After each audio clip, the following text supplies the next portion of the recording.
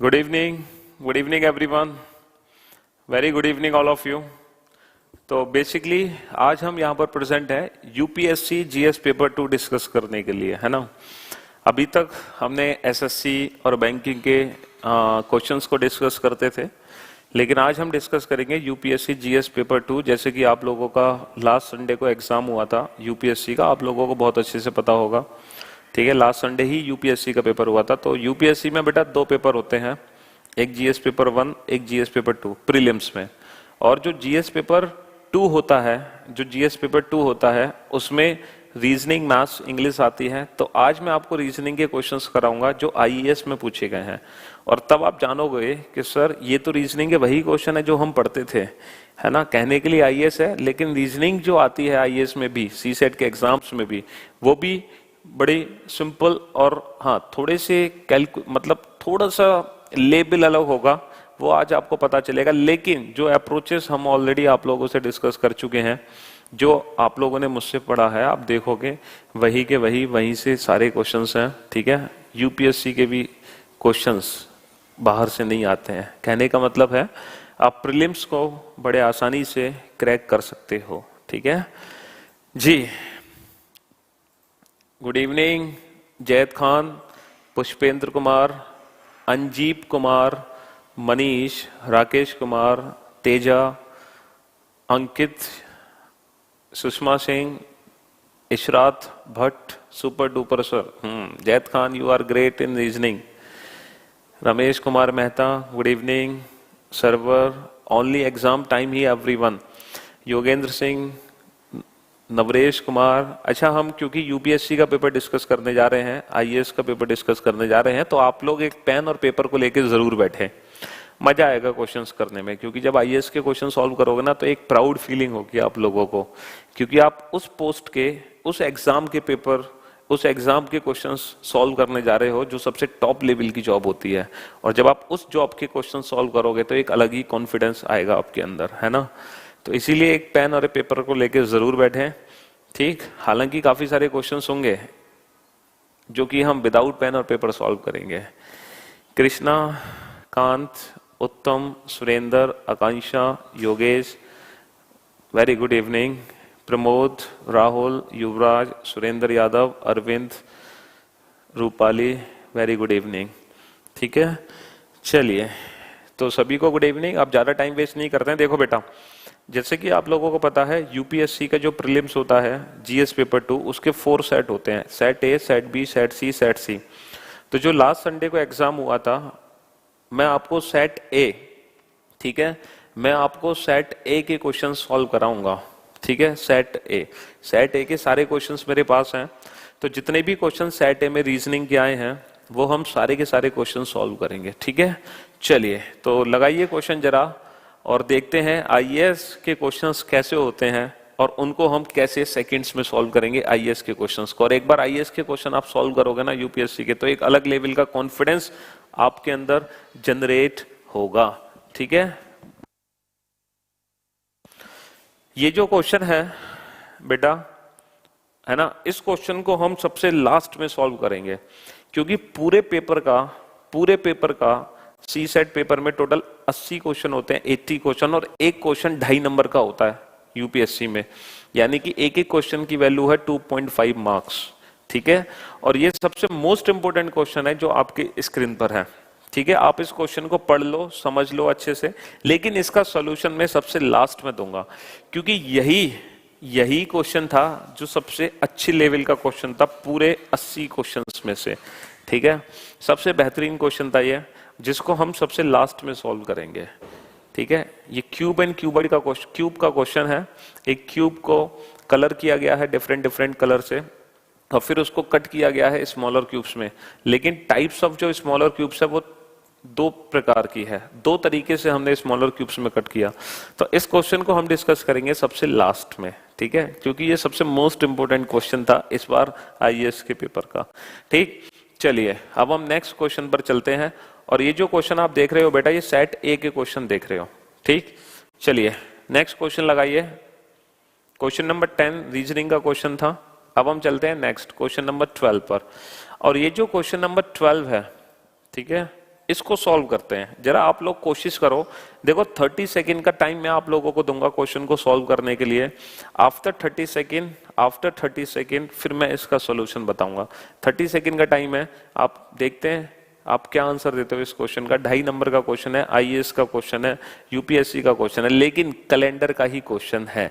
चलिए जरा सॉल्व करते हैं, देखते हैं कितने स्टूडेंट इस क्वेश्चन का आंसर सही दे पाते हैं। ठीक है, रीजनिंग के जादूगर को नमस्कार।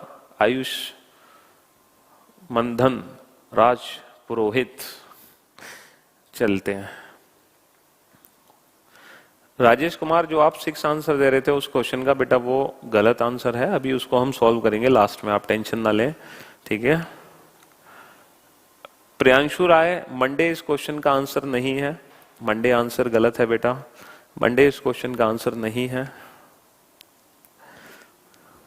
देखो कैलेंडर टॉपिक का ही क्वेश्चन है और आईएएस का क्वेश्चन है। सैटरडे भी आंसर नहीं है। अब बेटा 2 ऑप्शन बच गए, मंडे ऑप्शन गायब हो गया, सैटरडे ऑप्शन गायब हो गया। ठीक है,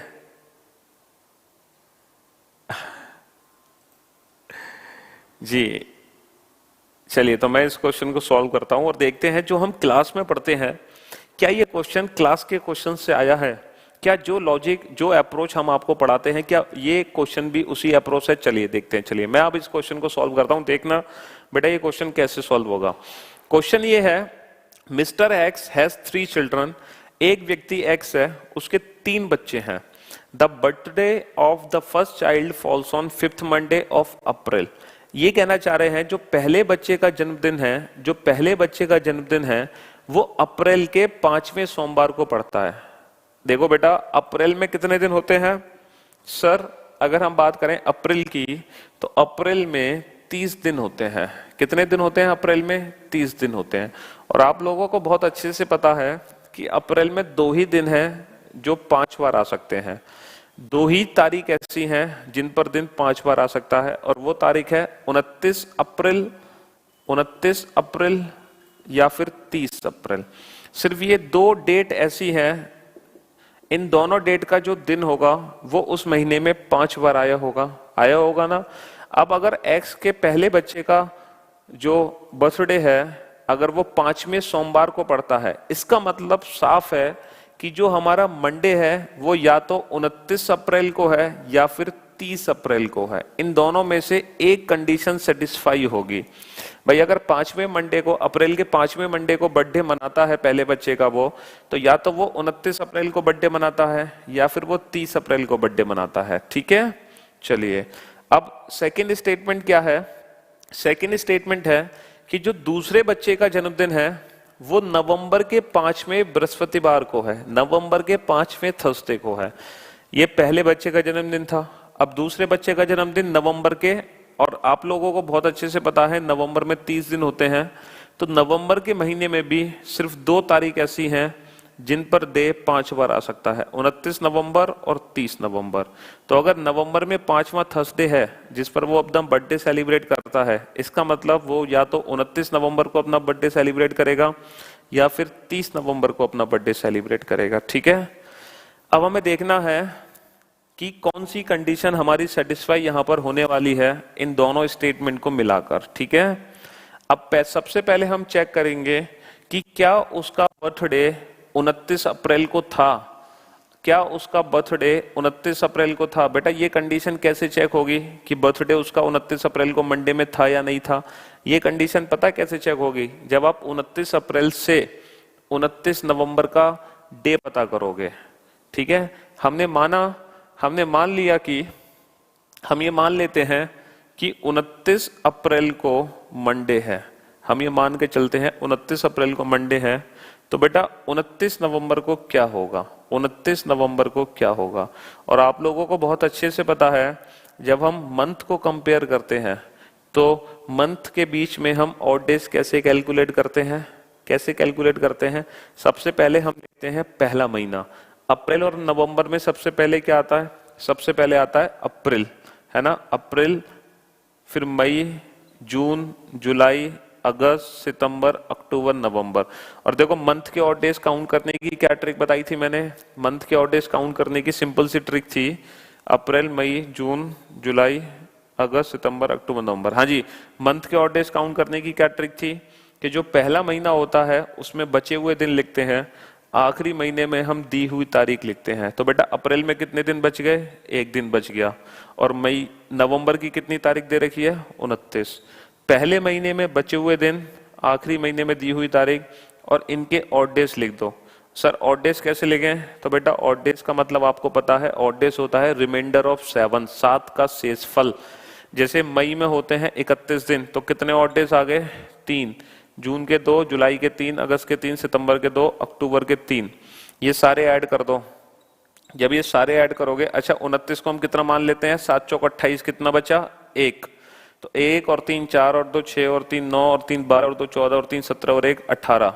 और 18 का मतलब क्या होता है कैलेंडर में? सर 18 का मतलब होता है 7 दूनी 14, कितना बचा?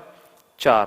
अब आप मुझे एक बात बताओ, अगर 29 अप्रैल को मंडे है तो 29 नवंबर का कौन सा दिन निकल कर आया? मंडे में 4 क्या कर दें? सर ऐड कर दो, Tuesday, Wednesday, Tuesday, Wednesday, Thursday, Friday. Sir Friday निकल कर आ गया। इसका मतलब ये है अगर पहले बच्चे का जन्मदिन 29 अप्रैल को मंडे को बनाया गया तो वो ना तो 29 नवंबर में थर्सडे को मना सकता है, ना ही 30 नवंबर में थर्सडे को मना सकता है। पूछो क्यों? क्योंकि अगर 29 अप्रैल का मंडे है तो फिर 29 नवंबर का फ्राइडे होगा और 30 नवंबर का सैटरडे होगा, यानी कि ये कंडीशन सेटिस्फाई नहीं हुई इसकी वजह से। इसका मतलब ये कंफर्म हो गए कि उसका जो बर्थडे है वो 29 अप्रैल को नहीं है। इसका मतलब उसका बर्थडे कब है? उसका बर्थडे 30 अप्रैल को मंडे में मनाया गया। अब वो पूछना चाह रहे हैं आपसे कि जो तीसरा बच्चा है उसका बर्थडे 20 दिसंबर को मनाया गया, तो बेटा 20 दिसंबर को कौन सा दिन होगा? तो आप एक काम करो, अब आप अप्रैल को 20 दिसंबर से कंपेयर कर दो। अगर 30 अप्रैल का दिन मंडे है तो बेटा 20 दिसंबर को कौन सा दिन होगा? पहला महीना अप्रैल, मई, जून, जुलाई, अगस्त, सितंबर, अक्टूबर, नवंबर, दिसंबर। पहले महीने में बचे हुए दिन कितने दिन बचे हैं? सर एक भी दिन नहीं बचा। मई में 31 दिन होते हैं, 3 ऑड डेज, जून 2, जुलाई 3, अगस्त 3, सितंबर 2, अक्टूबर 3, नवंबर 2, और दिसंबर की दी हुई तारीख कितनी? 20। 20 को छोटा कर लो, 7 दूनी 14, कितना बचा? 6 बचा। जोड़ दो, 3 और 2 5 और 3 8 और 3 11 और 2 13 और 3 16 और 2 18, 18 और 6 24। और बेटा कैलेंडर में 24 का मतलब क्या होता है? 7 से भाग दो, 7 से भाग दो, 7 तिया 21, कितना बचा? 3 बचा। कैलेंडर में आगे जा रहे हैं, आगे जाने पर ऑड डेज को प्लस करते हैं, Monday plus 3, Tuesday, Wednesday, Thursday. तो इस क्वेश्चन का आंसर क्या आ गया? थर्सडे आ गया। तो कहने का मतलब है पहले बच्चे का जो जन्मदिन मनाया गया वो 30 अप्रैल को मनाया गया मंडे को, तो फिर 20 दिसंबर को थर्सडे होगा। तो फिर 20 दिसंबर को थर्सडे होगा, यानी कि तीसरे बच्चे का जो जन्मदिन मनाया जाएगा वो थर्सडे में मनाया जाएगा। बेटा आईएएस का क्वेश्चन है, 2.5 नंबर का क्वेश्चन है, यूपीएससी का क्वेश्चन है, ठीक है। और कैलेंडर का क्वेश्चन था। और बेटा ये जो क्वेश्चन है कैलेंडर का, इसमें कोई अलग से कंसेप्ट हमने यूज नहीं किया, ये वही कंसेप्ट है जो हम ऑलरेडी पढ़ते हैं क्लास में। यानी कि बस हमें ये डिसाइड करना था कि 29 अप्रैल को मंडे है या 30 अप्रैल का मंडे है अकॉर्डिंग टू क्वेश्चन, ठीक है। तो हमने क्वेश्चन के अकॉर्डिंग डिसाइड कर लिया कि 29 का नहीं 30 का है। क्यों? क्योंकि इसी से कंडीशन सेटिस्फाई होगी, ठीक है। 29 अप्रैल से कंडीशन सेटिस्फाई नहीं हो रही थी। नवंबर में ना तो हम 29 नवंबर को थर्सडे बना पा रहे थे, ना हम 30 नवंबर को थर्सडे बना पा रहे थे। लेकिन 30 अप्रैल से इन दोनों में से किसी एक दिन थर्सडे पक्का आएगा, लेकिन एग्जाम में उसको चेक करने की जरूरत नहीं है। चेक करोगे तो बेटा थर्सडे कंफर्म आ जाएगा, ठीक है, कंफर्म है, डेफिनेटली थर्सडे आएगा। सॉरी थर्सडे नहीं, कौन सा आएगा? सेकंड का बना, हाँ थर्सडे, पक्का थर्सडे आ जाएगा, ठीक है। और बेसिकली 29 नवंबर को ही आ जाएगा थर्सडे, ठीक है। चलिए अब चलते हैं हम नेक्स्ट क्वेश्चन की तरफ। तो ये रीजनिंग का क्वेश्चन नंबर 12 था सेट ए का, ये सेट ए था जिसका क्वेश्चन नंबर 12 हमने सॉल्व किया। अब आते हैं नेक्स्ट क्वेश्चन पर, क्वेश्चन नंबर 13। ये सेट ए का बेटा क्वेश्चन नंबर 13 था और ये भी रीजनिंग का क्वेश्चन था और ये सिलॉक्स का क्वेश्चन है। अब देखना, जो हम क्लास में पढ़ते हैं किस बेसिस पर हम इस क्वेश्चन को सेकंड्स में सॉल्व कर सकते हैं, और वो भी विदाउट यूजिंग एनी पेन और पेपर। इस क्वेश्चन का आंसर देने के लिए हमें ना पेन की जरूरत है ना हमें पेपर की जरूरत है, और इस क्वेश्चन को हम इजीली सॉल्व कर सकते हैं। 2.5 नंबर का क्वेश्चन है, 2.5 नंबर का आईएएस का क्वेश्चन है। चलो कैसे सॉल्व करेंगे, देखो क्वेश्चन देखते देखते सॉल्व करेंगे हम। पहला कंक्लूजन है काउ से कैट। अब आप एक बात बताओ बेटा, काउ से कैट जाने के लिए हमें किस स्टेटमेंट की जरूरत है? सर हमें काउ से कैट जाने के लिए सेकंड और थर्ड स्टेटमेंट की जरूरत है।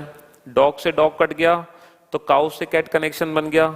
अच्छा, जब काउ से कैट बनेगा बेटा, नीचे लिखा हुआ है नो काउ इज कैट, इसका मतलब हमने कैट को 100 बना रखा है, क्योंकि आपको पता है, देखो मैं सॉल्व कर देता हूं क्योंकि कुछ ऐसे भी स्टूडेंट हैं जो नहीं पढ़े हैं मुझसे, जो फर्स्ट टाइम पढ़ रहे हैं, इसलिए उनको भी थोड़ा सा बेनिफिट मिल जाएगा। सम रैट्स आर कैट्स, ठीक है, ये पहला स्टेटमेंट है। दूसरा स्टेटमेंट है some cats are dogs, some cats are dogs. And तीसरा स्टेटमेंट है नो डॉग इज काउ, ठीक है। And there are 3 conclusions. First conclusion है no cow is cat, no cow is cat, no dog is rat, no dog is rat. और तीसरा है some cats are rat, some cats are rats. हालांकि exam में हमें question को लिखने की जरूरत नहीं है, वैसे भी यूपीएससी का पेपर बेटा ऑफलाइन होता है, तो हमें ऑफलाइन पेपर मिलता ही है, तो क्वेश्चन उसी पे सॉल्व हो जाता है, ठीक है। अब आप लोगों को बहुत अच्छे से पता है बेटा, यहाँ पर जो रैट है वो सम का मतलब 50 होता है, पॉजिटिव स्टेटमेंट में पीछे 50 होता है बेटा।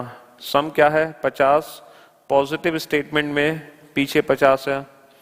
नो क्या होता है? 100। अब क्योंकि ये नेगेटिव स्टेटमेंट है, नेगेटिव स्टेटमेंट में पीछे क्या होता है? 100, ठीक है। अब देखो पहला कंक्लूजन है नो काउ इज कैट। अब काउ से कैट के लिए हमें किस किस स्टेटमेंट की जरूरत पड़ेगी? सर सेकंड और थर्ड स्टेटमेंट की जरूरत पड़ेगी काउ से कैट के लिए। डॉग से डॉग कट गया, लेकिन जब हम नो काउ इज कैट बनाएंगे तो हम कैट को 100 बना रहे हैं। 100 क्यों बना रहे हैं? क्योंकि नेगेटिव है, जबकि ऊपर कैट पे क्या है? 50। और आप लोगों को बहुत अच्छे से पता है बेटा, 50 को हम कभी भी 100 नहीं बना सकते। वैसे भी आप जनरल लाइफ में देखो बेटा, अगर मैं आपको 50 रुपए दूं, क्या आप मुझे 100 रुपए वापस कर सकते हो? कर सकते हो? नहीं कर सकते ना। हाँ, अगर मैं आपको 100 रुपए दूं तो आप 50 रुपए जरूर वापस कर सकते हो मुझे इतना तो टैलेंट है तुम्हारे अंदर। तो 100 को 50 बना सकते, लेकिन 50 को 100 नहीं बना सकते। इसीलिए ये जो 50 है कैट, इसको नीचे 100 नहीं बना सकते निष्कर्ष में। No dog is rat. अब देखो डॉग से रैट तक कैसे पहुंचोगे? ये डॉग है, ये डॉग है, ये रैट है। क्या कैट और कैट ये दोनों स्टेटमेंट आपस में जुड़ सकते हैं? बेटा कॉमन टर्म तभी आपस में जुड़ती है जब कहीं पर 100 हो, यानी कि यहां पर कोई कंक्लूजन नहीं बनेगा इनको मिलाकर, तो डॉग और रैट के बीच में कोई कंक्लूजन नहीं बनेगा। अब आ जाओ कैट से रैट। अब कैट से रैट कैसे बनाओगे? तो ये जो कंक्लूजन निकला है, ये निकला है स्टेटमेंट फर्स्ट से। देखो कैट से रैट, हम इसको पढ़ सकते हैं सम कैट्स आर रैट्स, तो ये कंक्लूजन ठीक है। हालांकि इसका आंसर देने के लिए हमें पेन की जरूरत नहीं थी, हम देखते देखते क्वेश्चन सॉल्व कर सकते थे। सम कैट्स आर रैट, तो इस क्वेश्चन का आंसर क्या हो गया? ओनली थर्ड फॉलोज, केवल तीसरा निष्कर्ष अनुसरण करता है। और ओनली थर्ड फॉलोज कौन सा ऑप्शन है? Option C. तो इस क्वेश्चन का आंसर है ऑप्शन सी। 2.5 नंबर का क्वेश्चन था ये। थोड़ा सा कॉन्फिडेंस आएगा बेटा जब यूपीएससी लेवल के क्वेश्चन सॉल्व करोगे, तो आईएएस के क्वेश्चन सॉल्व करोगे, ठीक है। चलिए अब चलते हैं नेक्स्ट। अब चलते हैं सेट ए का ये क्वेश्चन है, क्वेश्चन नंबर 20। ये क्वेश्चन नंबर 20 था सेट ए में। इस क्वेश्चन को देखते हैं जरा, पढ़ो इस क्वेश्चन को, क्या लिखा हुआ है। क्वेश्चन लिखा हुआ है in a conference out of 100 participants 70 are Indian. एक कॉन्फ्रेंस है जिसमें 100 लोगों ने पार्टिसिपेट किया, 100 लोगों ने पार्टिसिपेट किया, और 100 में से जो 70 हैं वो इंडियंस हैं, ठीक है। 100 में से 70 भारतीय हैं, 100 में से 70 इंडियन हैं, ठीक है। अच्छा, if 60 of the total participant are vegetarian, है ना, शाकाहारी, 100 में से जो 60 हैं वो वेजिटेरियन है, वो शाकाहारी है, वो शाकाहारी है, ठीक है। तो नॉन वेजिटेरियन कितने हो गए सर? 40 हो गए नॉन वेजिटेरियन, मांसाहारी। तो 60 अगर शाकाहारी है तो 40 हो गए मांसाहारी, 60 अगर वेजिटेरियन है तो 40 हो गए नॉन वेजिटेरियन, ठीक है। और टोटल इन 100 में से 70 इंडियन है। ये हमारे पास एक स्टेटमेंट है, ये एक डेटा है, ठीक है, ये एक कथन है। अब हमारे पास दो निष्कर्ष हैं, दो कंक्लूजन है। पहला कंक्लूजन क्या है? At least 30 Indian participants are vegetarian.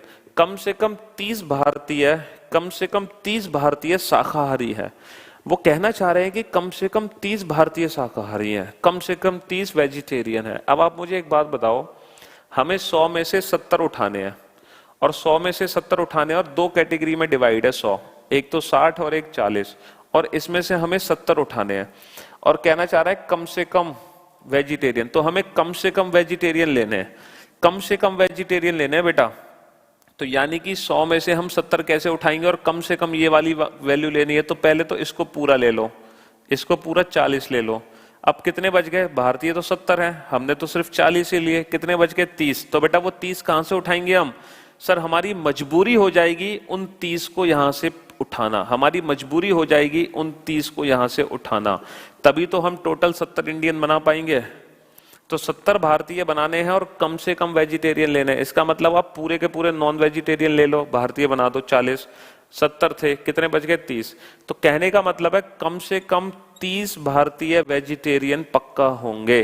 तो पहला निष्कर्ष बिल्कुल सही है, क्योंकि कम से कम 30 भारतीय वेजिटेरियन है, कम से कम। अच्छा, दूसरा क्या है? At least 10 Indians participants are non vegetarian. अब लेने हैं कम से कम नॉन वेजिटेरियन बेटा। अब हमें 70 वो भारतीय बनाने हैं, 70 हमें इनको मिलाकर वो भारतीय बनाने हैं जिसमें कम से कम नॉन वेजिटेरियन हो। अगर ये कम से कम लेने हैं तो ये पूरे के पूरे उठा दो, ये पूरे के पूरे उठा दो। तो हम 60 के 60 वेजिटेरियन ले लेते हैं, लेकिन वेजिटेरियन तो खत्म हो गए, बनाने थे 70। अब हमें 10 कहां से उठाने पड़ेंगे? सर 10 उठाने पड़ेंगे नॉन वेजिटेरियन से हमें। इसका मतलब कम से कम 10 नॉन वेजिटेरियन भी हैं। तो दोनों ही कंक्लूजन यहां पर 100% सही है, 100% ट्रू है। इसीलिए इस क्वेश्चन का आंसर होगा option C, both first and second follow. क्योंकि कम से कम वेजिटेरियन लोगे तो कम से कम 30 चुनने पड़ेंगे, क्योंकि 40 ही है नॉन वेजिटेरियन और 70 बनाने हैं, तो 30 यहां से उठाने पड़े, तो कम से कम 30 वेजिटेरियन है। अच्छा, कम से कम नॉन वेजिटेरियन लेने हैं तो सारे वेजिटेरियन ले लो 60, बनाने थे 70, अब 10 कहां से उठाओगे? यहां से। तो कम से कम 10 नॉन वेजिटेरियन आएंगे, कम से कम 30 वेजिटेरियन आएंगे। तो इसलिए इस क्वेश्चन का आंसर ऑप्शन सी है, both first and second follow. ठीक है, देखो ऐसे ऐसे क्वेश्चन आते हैं यूपीएससी में। चलिए नेक्स्ट क्वेश्चन पर आते हैं। अब देखो ये तो क्वेश्चन बेटा, देखो डायरेक्शन एंड डिस्टेंस का क्वेश्चन आ गया, और डायरेक्शन और डिस्टेंस में तो आप बहुत माहिर हो चुके हो। हाँ, डायरेक्शन और डिस्टेंस टॉपिक में तो आप बहुत माहिर हो चुके हो। ये क्वेश्चन नंबर 30 था, 80 क्वेश्चन होते हैं टोटल यूपीएससी में, 80 में से क्वेश्चन नंबर 30 था ये रीजनिंग का। PQR आर 3 टाउन्स, 3 कस्बे हैं, 3 नगर हैं PQR। P और Q के बीच की दूरी 60 किलोमीटर है। P और Q के बीच की दूरी 60 किलोमीटर है, लेकिन यहां पर यह पता नहीं है कि P और Q में से लेफ्ट राइट कौन है। तो हमने P और Q 60 किलोमीटर बना लिया। ठीक है, P और Q के बीच की दूरी 60 किलोमीटर है, डायरेक्शन के हिसाब से इसको बाद में बदल सकते हैं। ठीक है, P और Q के बीच की दूरी 60 किलोमीटर है। दूसरा है P एंड R के बीच की दूरी 80 किलोमीटर है। P और R के बीच की दूरी 80 किलोमीटर है। अब यहां पर डायरेक्शन लिखी हुई है तीसरे स्टेटमेंट में, Q is west of P। जो Q है वो P के दक्षिण में है, P के पश्चिम में है, यानी कि फिगर गलत बन गया हमसे, है ना। जो Q है ना वो P के पश्चिम में है, P के, मान लो ये P है, और डायरेक्शन देखो बेटा आप लोगों को पता है, ये ईस्ट है, ये वेस्ट है, ये नॉर्थ है, ये साउथ है, पूर्व पश्चिम उत्तर दक्षिण। तो P के पश्चिम में Q को बनाना है, तो P का वेस्ट हमारा वेस्ट, कितना है P के वेस्ट में Q, कितना दूर है Q P के वेस्ट में? 60 किलोमीटर। अच्छा, जो R है, Q is west of P and R is south of P। अब जो R है वो P के दक्षिण में है। अब देखो साउथ होता है नीचे, तो R कितना नीचे है? R है 80 किलोमीटर नीचे। अब हमसे क्या पूछा है? What is the distance between Q and R? Q और R के बीच की दूरी कितनी है? ओहो, बताओ, इससे ज्यादा आसान क्वेश्चन कहाँ मिलेगा? 2.5 नंबर का क्वेश्चन आपको आईएएस बनाने के लिए, है ना? 2.5 नंबर का क्वेश्चन आईएएस बनाने के लिए। और ये डिस्टेंस हमें चाहिए, पाइथागोरस थ्योरम लगा दो बेटा। ये 8 है, ये 6 है, तो ये 10 है। ठीक है, तो 100 किलोमीटर हमारे इस क्वेश्चन का आंसर आ गया। ऑप्शन डी, ऑप्शन डी इस क्वेश्चन का आंसर है। देखा कितना इजी क्वेश्चन था डायरेक्शन का। डायरेक्शन टॉपिक मोस्ट इंपोर्टेंट है। आज एसबीआई पीओ का पेपर हुआ था, 3 क्वेश्चन आ रहे हैं डायरेक्शन के हर सेट में। एसएससी सीजीएल में आते हैं, आरआरबी में आते हैं, मतलब हर जगह डायरेक्शन के टॉपिक आते हैं। मोस्ट इंपोर्टेंट टॉपिक है डायरेक्शन।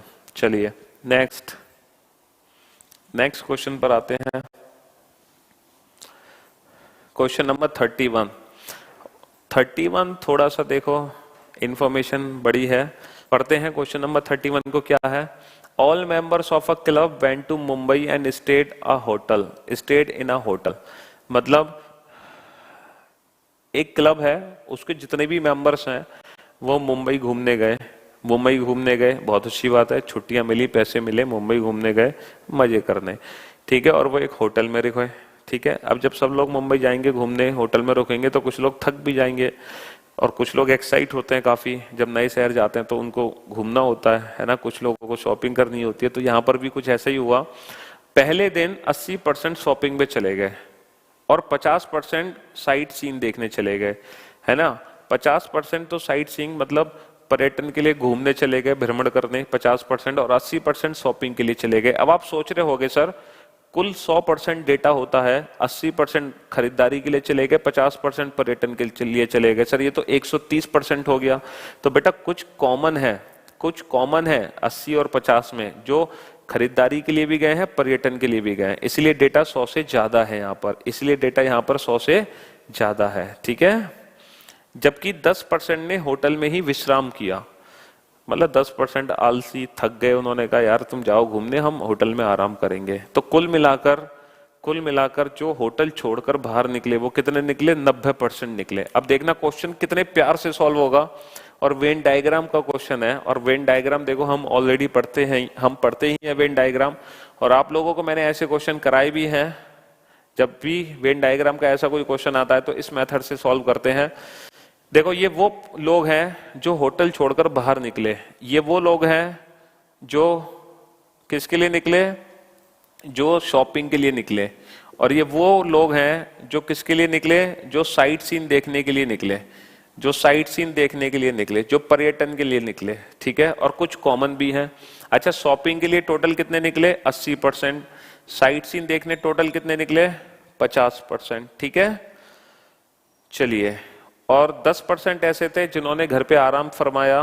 तो कुल मिलाकर ये टोटल जो डेटा है हमारा, वो टोटल डेटा कितना है? टोटल है 90%, क्योंकि 10% घर पे आराम फरमा रहे हैं, तो 90% का डेटा हमारे पास है। अब हमसे क्या पूछा जा रहा है? Which of the following conclusion can be drawn from the above data, है ना। इस डेटा से कौन सा कंक्लूजन निकाला जा सकता है? तो पहले तो मुझे बताओ दोनों का कॉमन कितना होगा। देखो ये 80 है, ये 50 है, 130 बन गया टोटल, जबकि बनना कितना है? 90 है। कितने की कमी करनी है? 40, यानी कि 40 को बीच में रख दो। भाई 80 और 50 130 बन गया टोटल, बनाना था 90, तो बीच में कितना रखना पड़ेगा? 130 माइनस 90 40। तो केवल शॉपिंग के लिए 40 निकले, 40 दोनों देखने गए, और 50 माइनस 40, भाई ये टोटल 50 का है, 40 आ चुका है, कितना बचा? 10।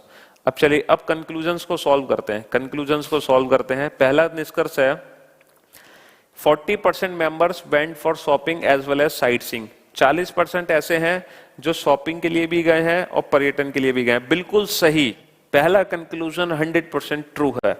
दूसरे कंक्लूजन पर आते हैं, 20% members went only for shopping. क्या 20% सिर्फ शॉपिंग पर गए हैं?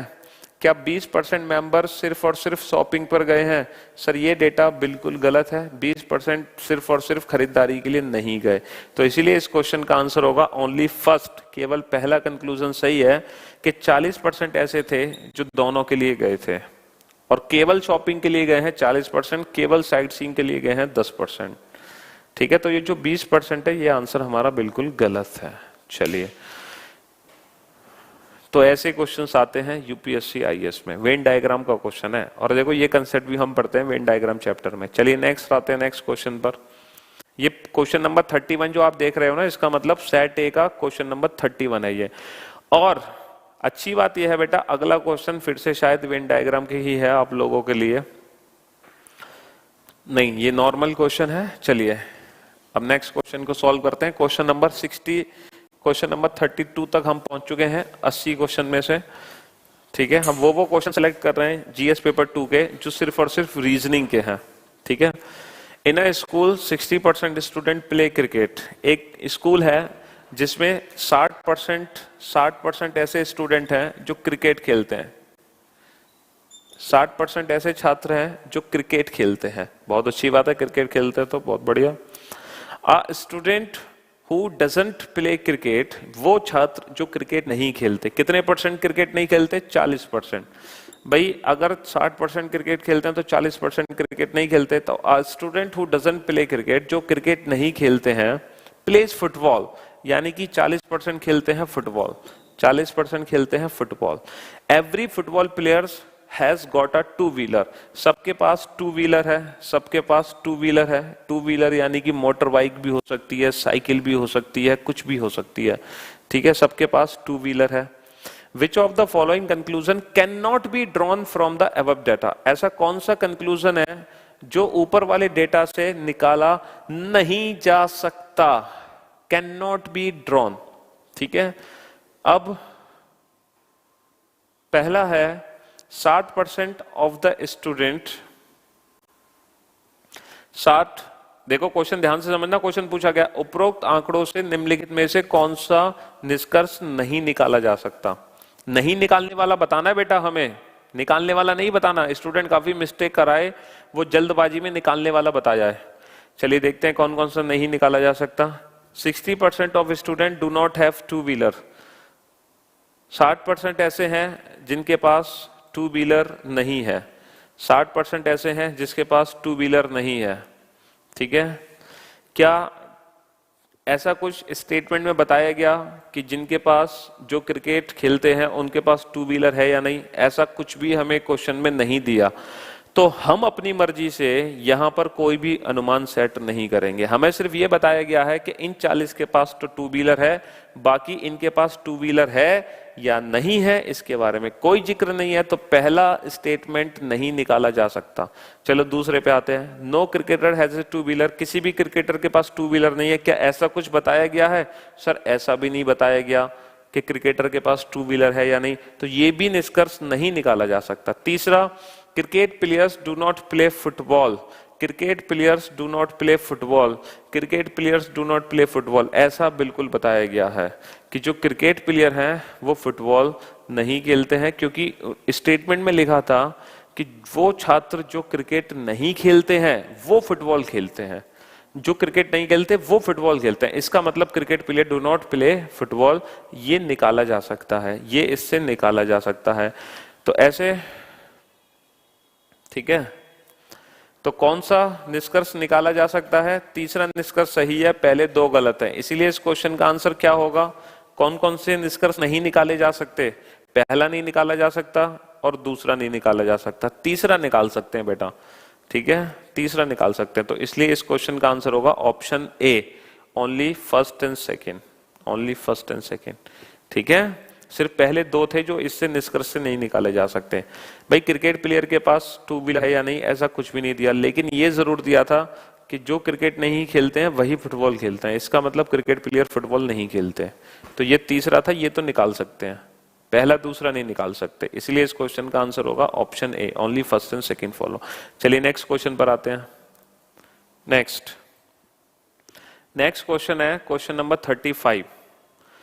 Sita and Geeta go for, बहुत ही अच्छा क्वेश्चन है, काफी इंटरेस्टिंग क्वेश्चन है। वो इसीलिए है क्योंकि काफी सारी आंसर्स की आपको देखने को मिलेंगी जिन आंसर्स की में इस क्वेश्चन का आंसर गलत दिया हुआ है, जिस आंसर की में इस क्वेश्चन का आंसर गलत दिया हुआ है।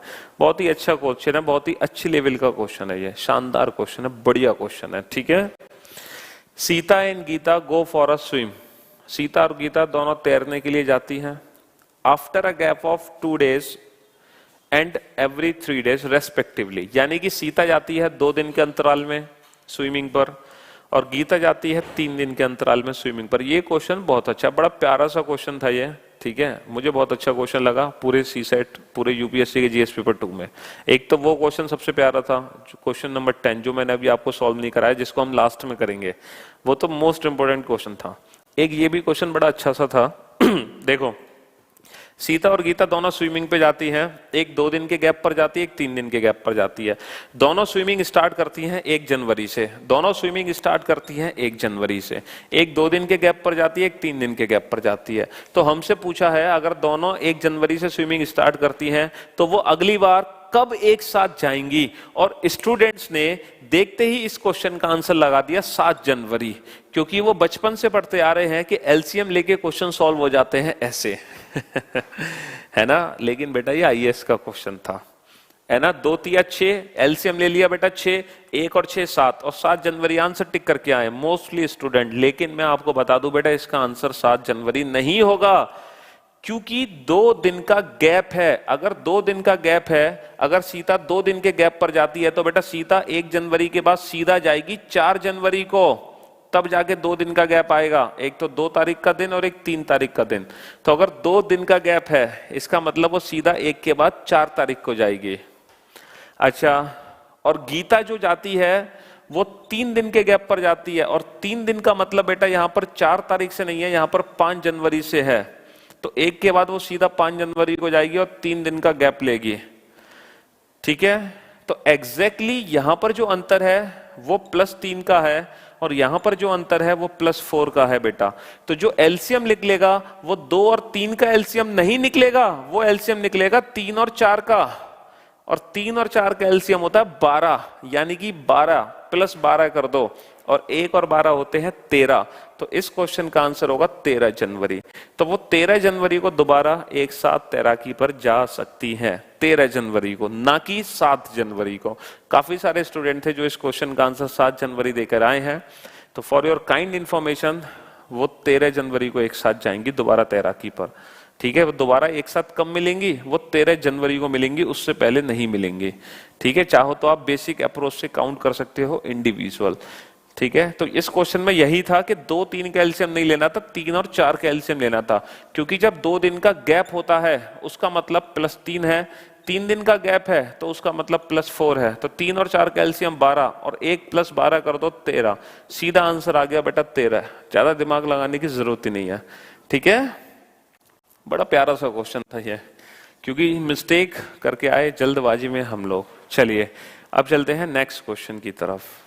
नेक्स्ट, अगले क्वेश्चन पर आइए। नेक्स्ट,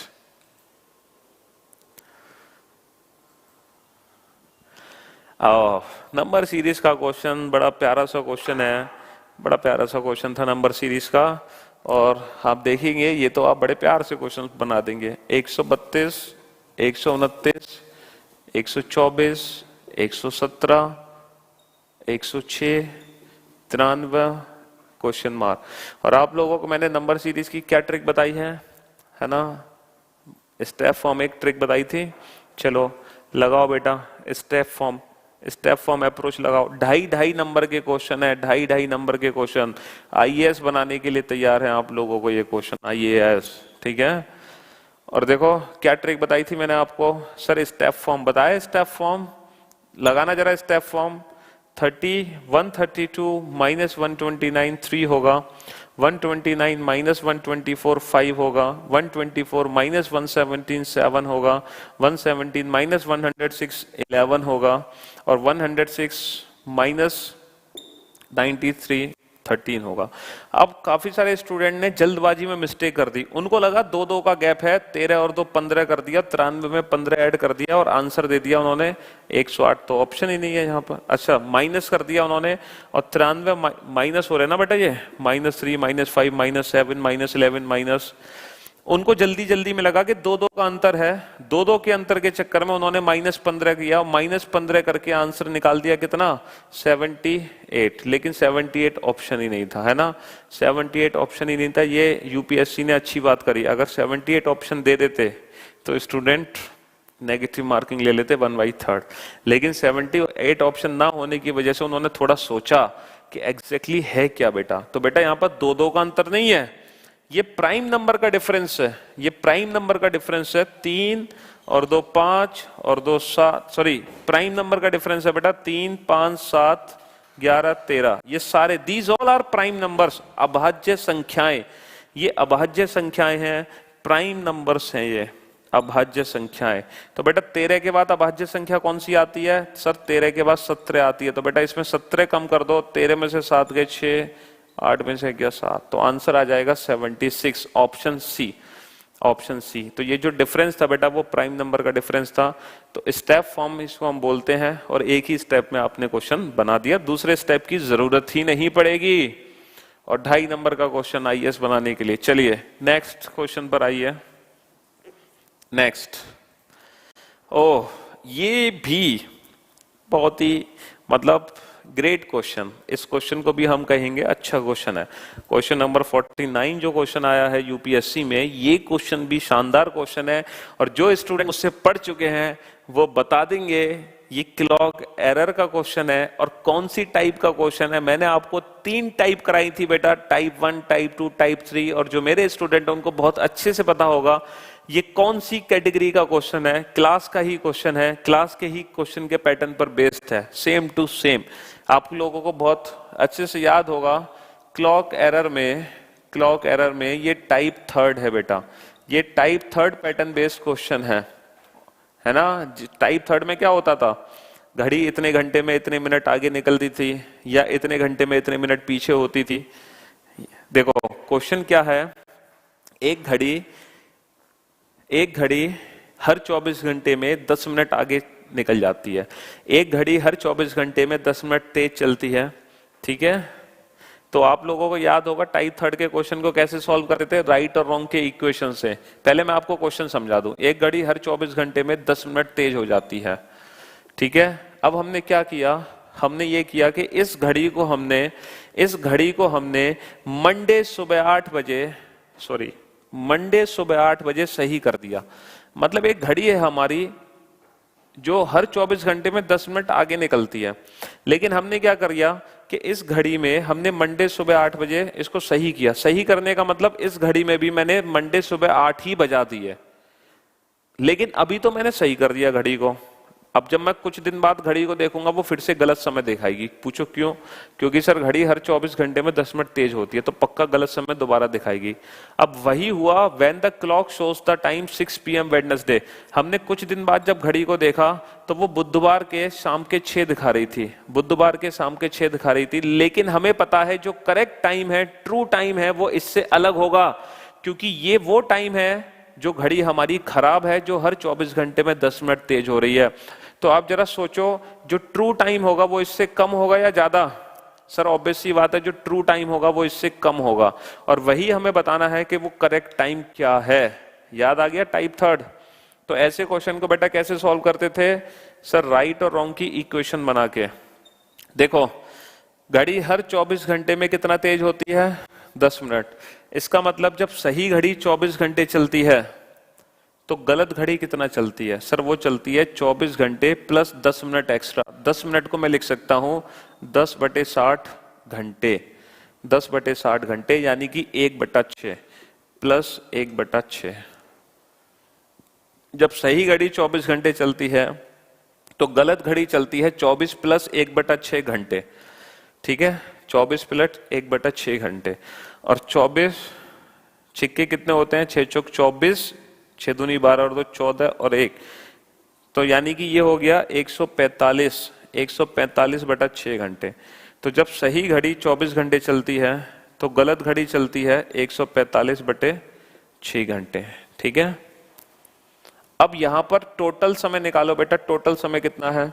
मंडे सुबह 8 से ट्यूसडे सुबह 8 24 घंटे, ट्यूसडे सुबह 8 से वेडनेसडे सुबह 8 अगले 24 घंटे 48 हो गए, और वेडनेसडे सुबह 8 से वेडनेसडे शाम को 6, 8 से 6 10 घंटे और हो गए, तो 48 और 10 58 घंटे। अब ये जो 58 घंटे चले हैं, ये किस घड़ी ने चले हैं 58 घंटे? ये सही घड़ी ने चले हैं या गलत घड़ी ने चले हैं? सर ये जो 58 घंटे हैं ये गलत घड़ी द्वारा चले गए हैं, ये गलत घड़ी द्वारा चले गए हैं, और हमसे पूछा गया कि सही घड़ी कितना चलेगी। और बहुत बेसिक सा क्वेश्चन बन गया बेटा कि अगर गलत घड़ी चलती है 145/6 तो सही चलती है 24, गलत को चलाया गया 58 तो सही कितना चलेगी? तो बेटा 58 से कितना बनेगा? 24। कैलकुलेशन कैसे होती है? 24 बटे में ये आ गया 145/6, 24/145/6 इंटू 58, इतना चलेगी सही घड़ी। तो सही घड़ी के लिए क्या लिखोगे? अगर 145/6 में 24 बना तो 58 में कितना बनेगा? 24/145 145/6 इंटू 58, यही तो बनेगा बेटा, यही तो हमने यहाँ लिखा। तो सही घड़ी कुल इतना चलेगी, सही घड़ी कुल इतना चलेगी। अब इस कैलकुलेशन को बेटा हमें सॉल्व करना है। अब इसको सॉल्व कैसे करें सर? बेटा 6 तो चला गया ऊपर, 6 तो चला गया ऊपर, 24 गुणा 6, नीचे हो गया 145 और ये है 58। अब ये कट करो, किससे कट करोगे? 29 से कट कर सकते हो बेटा, 29 से। 29 दूनी 58 और 29 पंजे 145। ठीक है, 29 दूनी 58, 29 पंजे 145। ये कितना आ गया? छोटी सी कैलकुलेशन है बस बेटा। 6 दूनी 12, 12 और 12 चौक 48, हासिल लगे 4, 12 दूनी 24 और 4 28, 288/5 आ गया। 288/5 घंटे आ गए बेटा। अब 288/5 को कैसे सॉल्व करोगे? 5 से भाग दो, 5 पचम 25 बचे 3, 5 सत्ते 35, इतने घंटे आ गए। पचम 25 बचे 3, 5 सत्ते 35, कितना बचा बेटा? 3 बचा। 3/5 घंटे आ गए। अब मेरी बात ध्यान से सुनना बेटा, ये है 57 घंटे और 3/5 घंटे को मिनट में कैलकुलेट कर दो 60 से गुणा करके। जब इसमें 60 से गुणा करोगे तो 12 बार कटेगा, 12 तिया 36, तो 36 मिनट आ गए। इसका मतलब 57 घंटे 36 मिनट बाद हमारी घड़ी सही हो जाएगी। और किसके 57 घंटे 36 मिनट बाद घड़ी सही होगी बेटा? मंडे 8 AM के 57 घंटे 36 मिनट बाद हमारी घड़ी सही हो जाएगी। लेकिन हमें 57 घंटे 36 मिनट को इसमें ऐड करने की जरूरत नहीं है। क्यों जरूरत नहीं है? क्योंकि ऑप्शन से हम क्वेश्चन बना सकते हैं। वो ऑप्शन हमारा करेक्ट होगा जिसमें 36 मिनट होगा। और किस ऑप्शन में 36 मिनट है? ऑप्शन ए में 36 मिनट है, इसीलिए option A is correct. UPSC का ही 49 क्वेश्चन है जो ठीक है सॉल्व हो गया ऑप्शन ए से। मैंने अपनी मर्जी से ऑप्शन नहीं बनाए बेटा, एग्जाम के ऑप्शन है ये। ठीक है, बस हमें ये निकालना था कि कितनी देर बाद हमारी घड़ी सही हो जाएगी। तो जब गलत घड़ी इतना चलती है तो सही इतना चलती है, तो जब गलत को इतना चलाया गया तो सही कितना चलेगी? इतना। कितना चलेगी? 57 घंटे 36 मिनट। ये कैलकुलेशन आ गई 57 घंटे 36 मिनट। और बस ऑप्शन देख लो जो 36 मिनट से जुड़ा हुआ ऑप्शन है। ठीक है, चलिए। तो ये बेटा क्लॉक एरर का क्वेश्चन था, क्लॉक एरर का क्वेश्चन, और क्लॉक एरर का टाइप 3 का क्वेश्चन था। 2.5 नंबर का क्वेश्चन आईएएस बनाने के लिए। चलिए, बाकी आप लोग जब क्लास खत्म हो जाए तो फिर से एक बार अगर इस क्वेश्चन को देखना चाहो, कैलकुलेशंस को देखना चाहो, तो क्लास खत्म होने के बाद दोबारा से देख लेना। चलिए अगले क्वेश्चन पर चलते हैं। क्वेश्चन नंबर 51 था। आउट ऑफ 80 सेट ए हम कर रहे हैं यूपीएससी का, जिसमें क्वेश्चन नंबर 51 तक हम पहुंच चुके हैं। 80 क्वेश्चन तक पहुंचने वाले हैं कुछ ही जल्द में। और नंबर सीरीज का क्वेश्चन है, नंबर सीरीज का क्वेश्चन है ये। ठीक है, 4, 196, 16, 144, 36, 100, 64, क्वेश्चन मार्क। और क्वेश्चन को देखते ही सॉल्व हो गया होगा, क्योंकि मैंने आपको बताया है जब भी नंबर से रिलेटेड एग्जाम में क्वेश्चन आते हैं, जब भी नंबर से रिलेटेड एग्जाम में क्वेश्चंस आते हैं, नंबर्स को ध्यान से देखना बहुत जरूरी है। ये जितने भी नंबर्स हैं सारे के सारे नंबर्स स्क्वायर हैं, और मैंने आपको पहले बता दिया था कि जब भी स्क्वायर वाले नंबर्स हों, क्यूब वाले नंबर्स हों, तो उसमें आपस में लॉजिक नहीं निकालते हैं, उनको as a individual square treat करते हैं। तो हमें 4 से मतलब नहीं है, हमें 2 से मतलब है, हमें 196 से लेना देना नहीं है, हमें 14 से लेना देना है। तो जो लॉजिक हम लगाएंगे वो यहां नहीं लगाएंगे, यहां लगाएंगे। तो जब भी नंबर्स स्क्वायर या क्यूब की फॉर्म में होते हैं तो उनको हम as a individual square treat करते हैं। तो हमें इससे मतलब नहीं, हमें इससे मतलब है। अब देखो बेटा, यहां पर अल्टरनेट सीरीज है 2 4 6 8, 2 और 2 4, 4 और 2 6, 6 और 2 8, ठीक है। चलिए 14 12 10 question mark, 14 minus 2, 14 minus 2 12, 12 minus 2 10, और 10 माइनस 2 8, और 8 का स्क्वायर कितना होगा बेटा? 8 का स्क्वायर होगा 64, ऑप्शन बी। 8 का स्क्वायर होगा 64, ऑप्शन बी। तो बी देखा कितना, मतलब क्वेश्चन देखते ही सॉल्व हो रहा होगा। 2.5 नंबर मिल गए। हाँ, आईएएस बनने अब थोड़ा सा कॉन्फिडेंस आ रहा होगा कि सर हम तो यूपीएससी के भी क्वेश्चन सॉल्व कर सकते हैं इजीली। हाँ चलिए, वेरी गुड, वेरी गुड। हाँ बिल्कुल सही कहा आपने। चलिए अब नेक्स्ट क्वेश्चन पर आते हैं, नेक्स्ट क्वेश्चन पर चलते हैं, अगले क्वेश्चन की तरफ। नेक्स्ट क्वेश्चन, थोड़ा क्वेश्चन को सेट करना पड़ेगा। हाँ जी, ये देखो फिर से वेन डायग्राम का क्वेश्चन आ गया, वेन डायग्राम का क्वेश्चन आ गया फिर से। 2 आगे क्वेश्चन देखो वेन डायग्राम चैप्टर से, एक तो वो, एक ये। 5 नंबर का टॉपिक बन गया वेन डायग्राम तुम्हारे लिए। देख लो, दूसरा क्वेश्चन वेन डायग्राम से रिपीट हुआ है। In a group of 15 people, 7 can read French and 8 can read English. 15 लोगों का ग्रुप है, फ्रेंच और इंग्लिश बोलने वाले हैं, फ्रेंच और English. While 3 of them can read neither of these 2 languages. 15 लोगों में से 3 ऐसे हैं जो कोई भी लैंग्वेज नहीं पढ़ते हैं। इसका मतलब जो डेटा है वो 15 माइनस 3 12 का है। ये टोटल डेटा कितने का है? टोटल डेटा 12 का है, 12 का, क्योंकि 15 टोटल थे। 15 में से 3 ऐसे हैं जो कुछ भी नहीं पढ़ते, कुछ भी नहीं पढ़ते, यानी कि उनको हटा दो। तो ये जो सर्किल बना है टोटल ये 12 का बना है, ठीक है। पहला क्वेश्चन है, मतलब पहला पॉइंट है 7 कैन रीड फ्रेंच। मान लो ये फ्रेंच है, ये वो हैं जो फ्रेंच पढ़ सकते हैं, और ये वो हैं जो इंग्लिश पढ़ सकते हैं, ठीक है। तो फ्रेंच पढ़ने वाले कितने हैं? 7, और इंग्लिश पढ़ने वाले कितने हैं? 8। अच्छा बेटा, टोटल कितना बनता है? 8 और 7 15, जबकि बनाना कितना है टोटल? 12।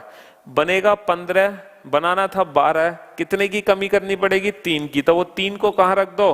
3 को बीच में रख दो, हो गया क्वेश्चन सॉल्व।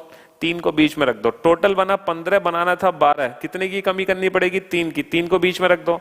अब बता बेटा, फ्रेंच टोटल है 7, तो केवल फ्रेंच वाले कितने बचे बेटा? 7 माइनस 3 4।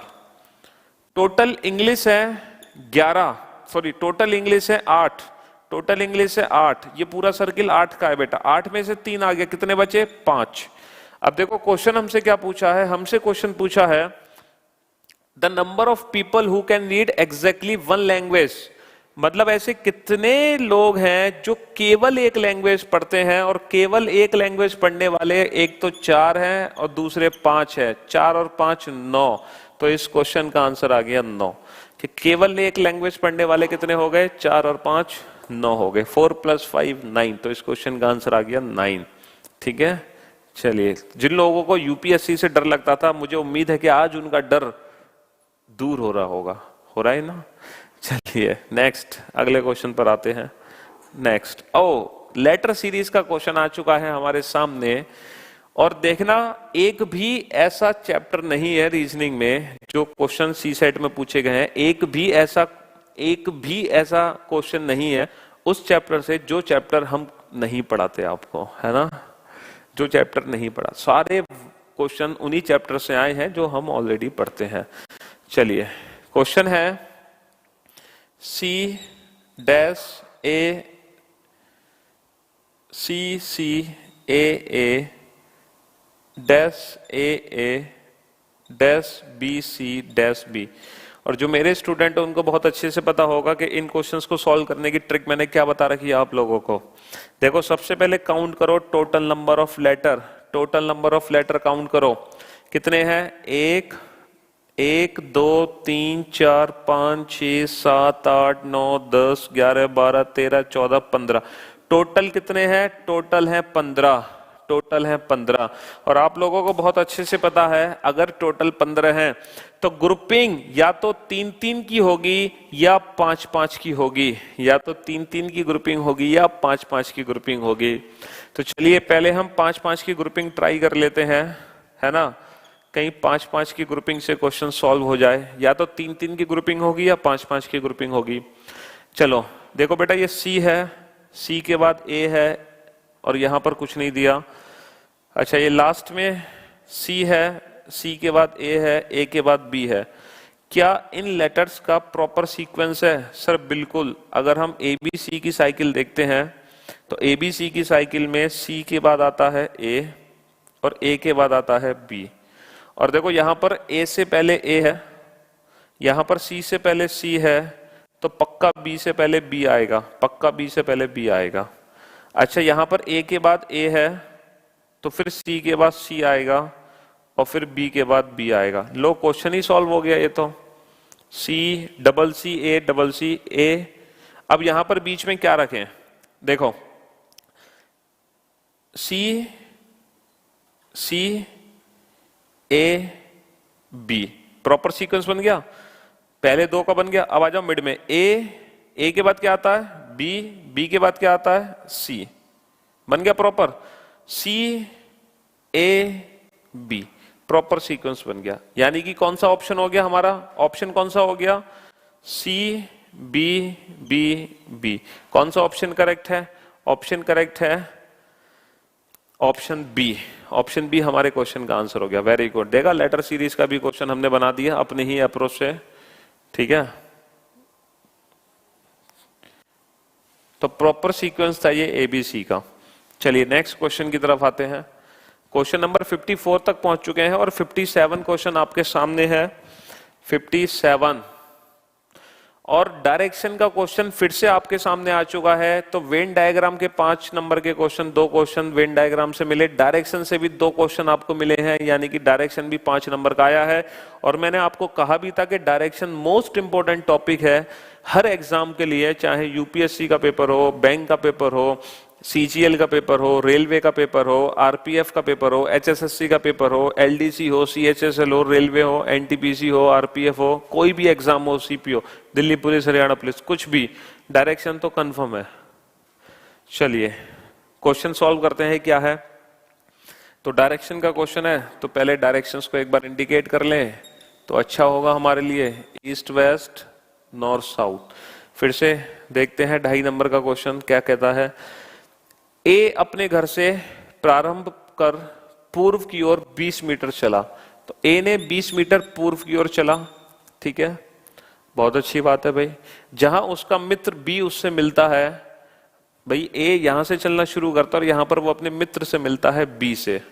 चलिए साहब, फिर वे दोनों उसी दिशा में 10 मीटर साथ साथ तक, कहते हैं भाई तू मेरे साथ थोड़ा सा टहल ले, तो वो 10 मीटर दोनों मिलकर साथ साथ जाते हैं। इसके बाद वो क्रमशः 2 मीटर और 8 मीटर चले, नहीं हाँ 10 मीटर साथ साथ चले। तब ए बाईं ओर मुड़ गया और बी दाहिनी ओर मुड़ गया। ये जो ए है, यहां पर जो ए है वो तो बाईं ओर मुड़ गया और जो बी है वो दाहिनी ओर मुड़ गया। ए तो चला गया ऊपर की तरफ और बी चला गया नीचे की तरफ। ए चला गया ऊपर की तरफ, बी चला गया नीचे की तरफ, ठीक है। अच्छा, ए बाईं ओर मुड़ गया और बी दाईं ओर मुड़ गया और वो क्रमशः 2 मीटर और 8 मीटर चले, यानी कि ये चला 2 मीटर लेकिन ये साहब चले पूरे 8 मीटर, ठीक है। इसके बाद बी फिर बाईं ओर मुड़कर 4 मीटर चला। अब ये बाईं ओर लेफ्ट हैंड किधर होगा इसका, इधर, और बाईं ओर मुड़कर ये कितने मीटर गया, ये 4 मीटर गया। जिसके बाद वे फिर दाईं ओर मुड़कर 5 मीटर गया। ये फिर से दाईं ओर मुड़ता है, दाईं ओर राइट टर्न, नीचे राइट टर्न है और कितने मीटर गया, 5 मीटर चला। और वो अपने ऑफिस पहुंच गया, यहां पर उसका ऑफिस था, वो अपने ऑफिस पहुंच गया। ठीक है, चलिए बी तो ऑफिस पहुंचा दिया हमने। ए दाहिनी ओर मुड़कर 12 मीटर चला गया। ए राइट टर्न लेता है, ए राइट टर्न लेता है और 12 मीटर चला गया और अपने कार्यालय पहुंच गया। ये भी अपने ऑफिस पहुंच गया।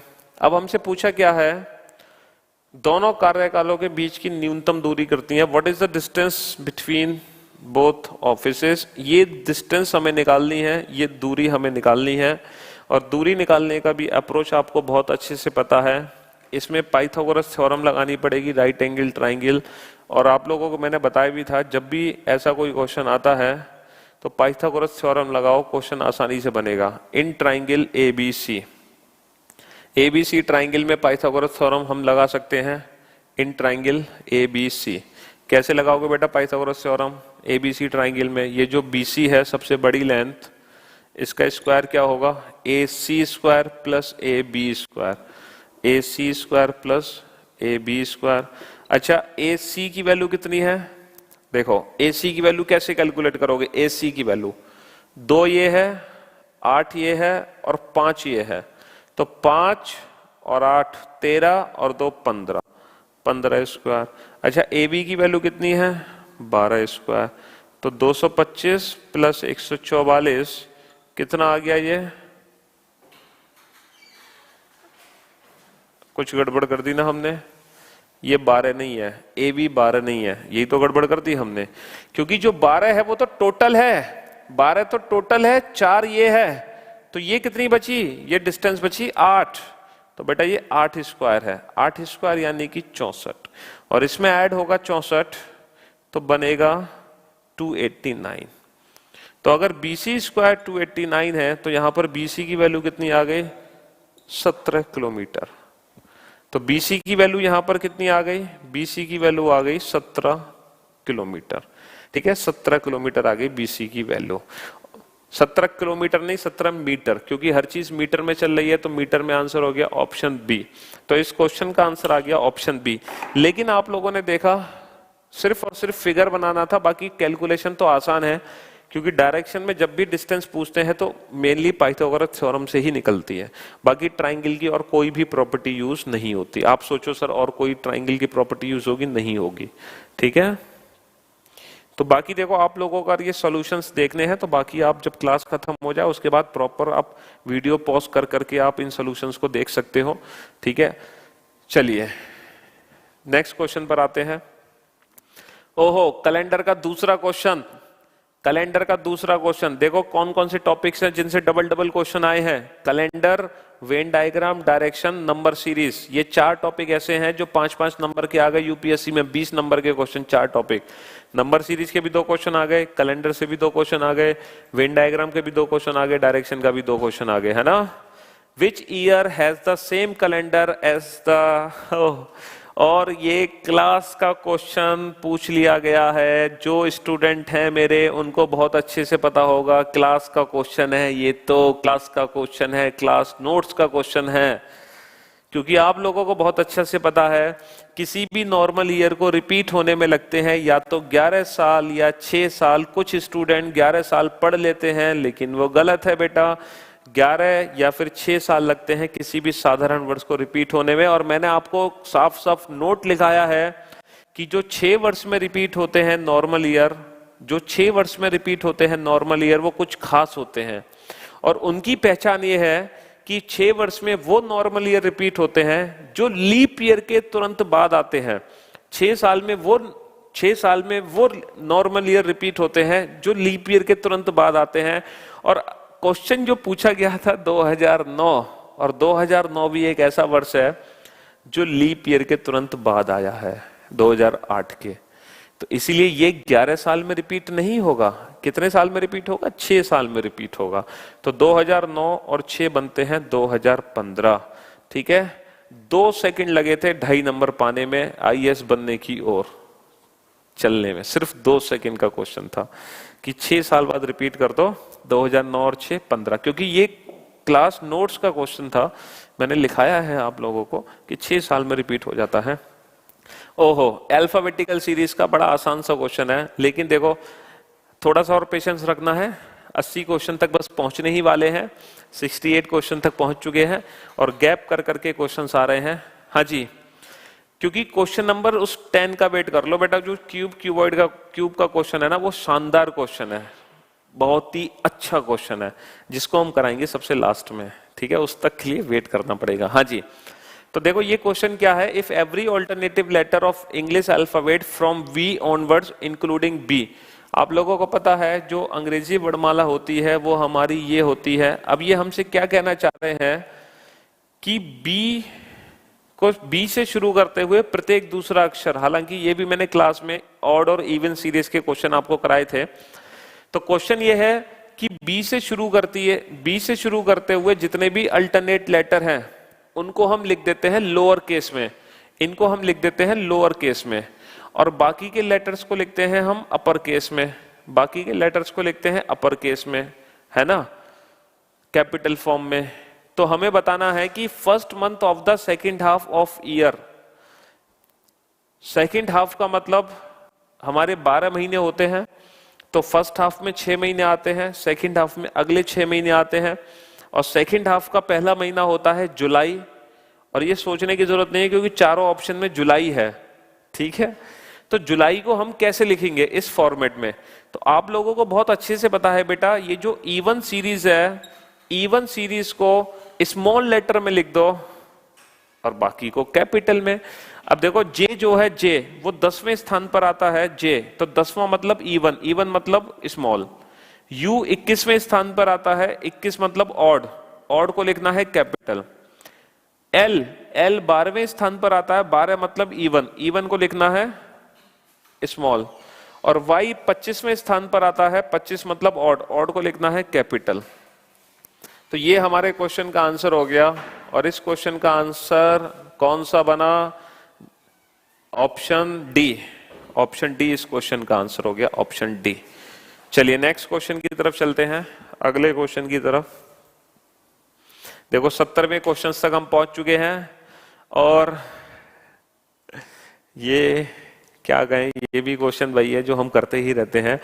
अनुक्रम मतलब एक सीरीज दी हुई है और हमसे पूछा है कि ऐसे कितने 5 हैं, ऐसे कितने 5 हैं जिनके ठीक पहले 3 नहीं है लेकिन ठीक बाद में 7 है, ठीक बाद में 7 है लेकिन ठीक पहले 3 नहीं है। तो देखो पहला 5 तो काउंट होगा, पहला 5 काउंट होगा क्योंकि उससे पहले 3 भी नहीं है और उसके बाद में 7 है। दूसरा 5 काउंट नहीं होगा क्योंकि उससे पहले 3 है। तीसरा 5 भी काउंट नहीं होगा क्योंकि उससे पहले भी 3 है। तो यानी कि इसका आंसर है ए, ऑप्शन फर्स्ट, ऑप्शन ए पहला, ठीक है, ऑप्शन फर्स्ट ए। ये क्वेश्चन काफी है आपको, ठीक है, इसका आंसर ऑप्शन है। चलिए नेक्स्ट क्वेश्चन पर आते हैं, और ये क्वेश्चन आ गया ब्लड रिलेशन का। ब्लड रिलेशन का जैसे डायरेक्शन का सेकंड क्वेश्चन थोड़ा सा बड़ा क्वेश्चन था ना, ऐसे ही ये ब्लड रिलेशन का थोड़ा सा बड़ा क्वेश्चन है, थोड़ा सा लेंथी क्वेश्चन था, मतलब हल्का सा। देखो कुछ अगर यूपीएससी ने कुछ क्वेश्चन पूछे हैं आपसे 2 सेकंड वाले, तो वो कुछ 1 मिनट वाले भी तो क्वेश्चन पूछेगा, है ना। एक 7 परिवार की फैमिली है जिसमें से 3 महिलाएं हैं।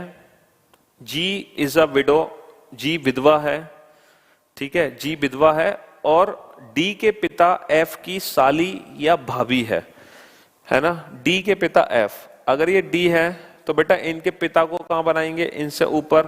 पिता का मतलब ट्राइंगल, क्योंकि हम अपने फैमिली ट्री में ट्राइंगल को मेल और सर्किल को फीमेल लेते हैं, और ऊपर नीचे लिखते हैं according to generation gap, according to generation gap. तो ये क्या कहना चाह रहे हैं कि जो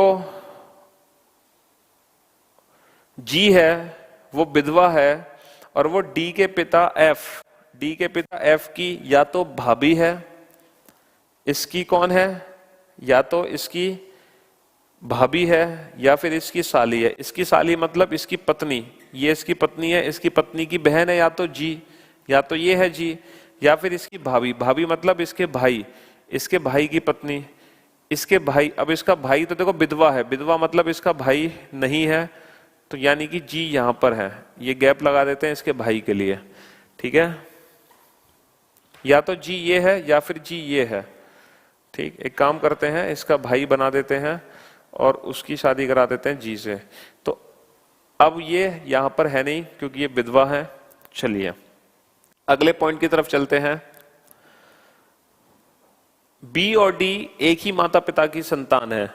बी और डी एक ही माता पिता की संतान है, तो बी और डी को साथ में बना दिया। ए बी की पुत्री है, ए बी की पुत्री है, पुत्री मतलब सर्किल में, ए बी की पुत्री है, बना दिया हमने। सी बी का रिश्ते में चचेरा ममेरा फुपेरा मौसेरा भाई है, कजिन है। C is a cousin of B. अब देखो सी कजिन है तो सी को या तो हम यहां रखेंगे या फिर हम यहां रखेंगे। अगर सी कजिन है या तो सी ये है या फिर सी ये है, क्योंकि कजिन ये भी हो सकता है, कजिन ये भी हो सकता है। चलिए अब क्वेश्चन पूछा है ई कौन है, ई कौन है, ई कौन है, ठीक है। अब ई कौन है, अब फैमिली में कितने मेंबर थे, 7। ए बी सी 3 हो गए और डी भी हो गया 4 हो गए, एफ जी 6 हो गए, बस ई बच गया। तो भाई ई जो है वो इसकी पत्नी है और कौन है, तो E is the wife of F, E F की पत्नी है। यहां पर पहला कंक्लूजन बिल्कुल सही है। दूसरा कि ई ग्रैंड मदर है, एक ही दादी है, बिल्कुल एक ही दादी है, एक ही दादी है ई, भाई ए के पिता या माँ की माँ, ठीक है। तो दूसरा भी सही हो गया, है ना। आंट ऑफ सी, सी की आंट, तो देखो सी की आंट भी है ये, सी की आंट भी है ये।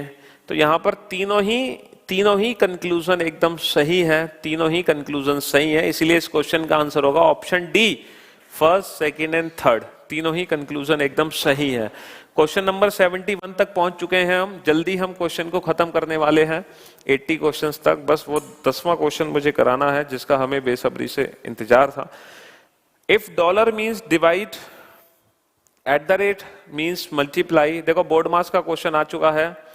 Then the value of $10.5, then the value of $10.5, sorry, then the value of 10 has 5 at the rate $1.5, है ना, यही क्वेश्चन लिखी हुई है। 10 has 5 at the rate $1.5, और यहां पर क्या दिया हुआ है, dollar means divide, dollar means divide, at the rate means multiply, and has means minus. इस इक्वेशन को सॉल्व करना है बेटा। हमें पता है कि पहले हम डिवाइड सॉल्व करते हैं फिर मल्टीप्लाई सॉल्व करते हैं, तो ये 1/5 होगा, फिर मल्टीप्लाई करोगे 5 से 5 कट गया तो ये 1 आ गई, इसकी वैल्यू पूरी क्या आ गई, 1 आ गई, और 10 - 1 कितना होता है, 9। इस क्वेश्चन का आंसर 9 आ गया। बड़ा प्यारा सा सिंपल सा क्वेश्चन है, सिंपल सा क्वेश्चन है। इसी इक्वेशन को बड़े सिंपल, बेटा 1/5 है, पहले डिवाइड फिर मल्टीप्लाई, तो 5 × 5 है ना, 5 × 1/5 क्या होता है, 1 आ गई वैल्यू इसकी, 10 - 1 9, तो ऑप्शन डी इसका आंसर हो गया, ऑप्शन डी। चलिए नेक्स्ट क्वेश्चन पर चलते हैं, अगले क्वेश्चन की तरफ। अब देखो ये जो नेक्स्ट क्वेश्चन हमारे सामने है ना,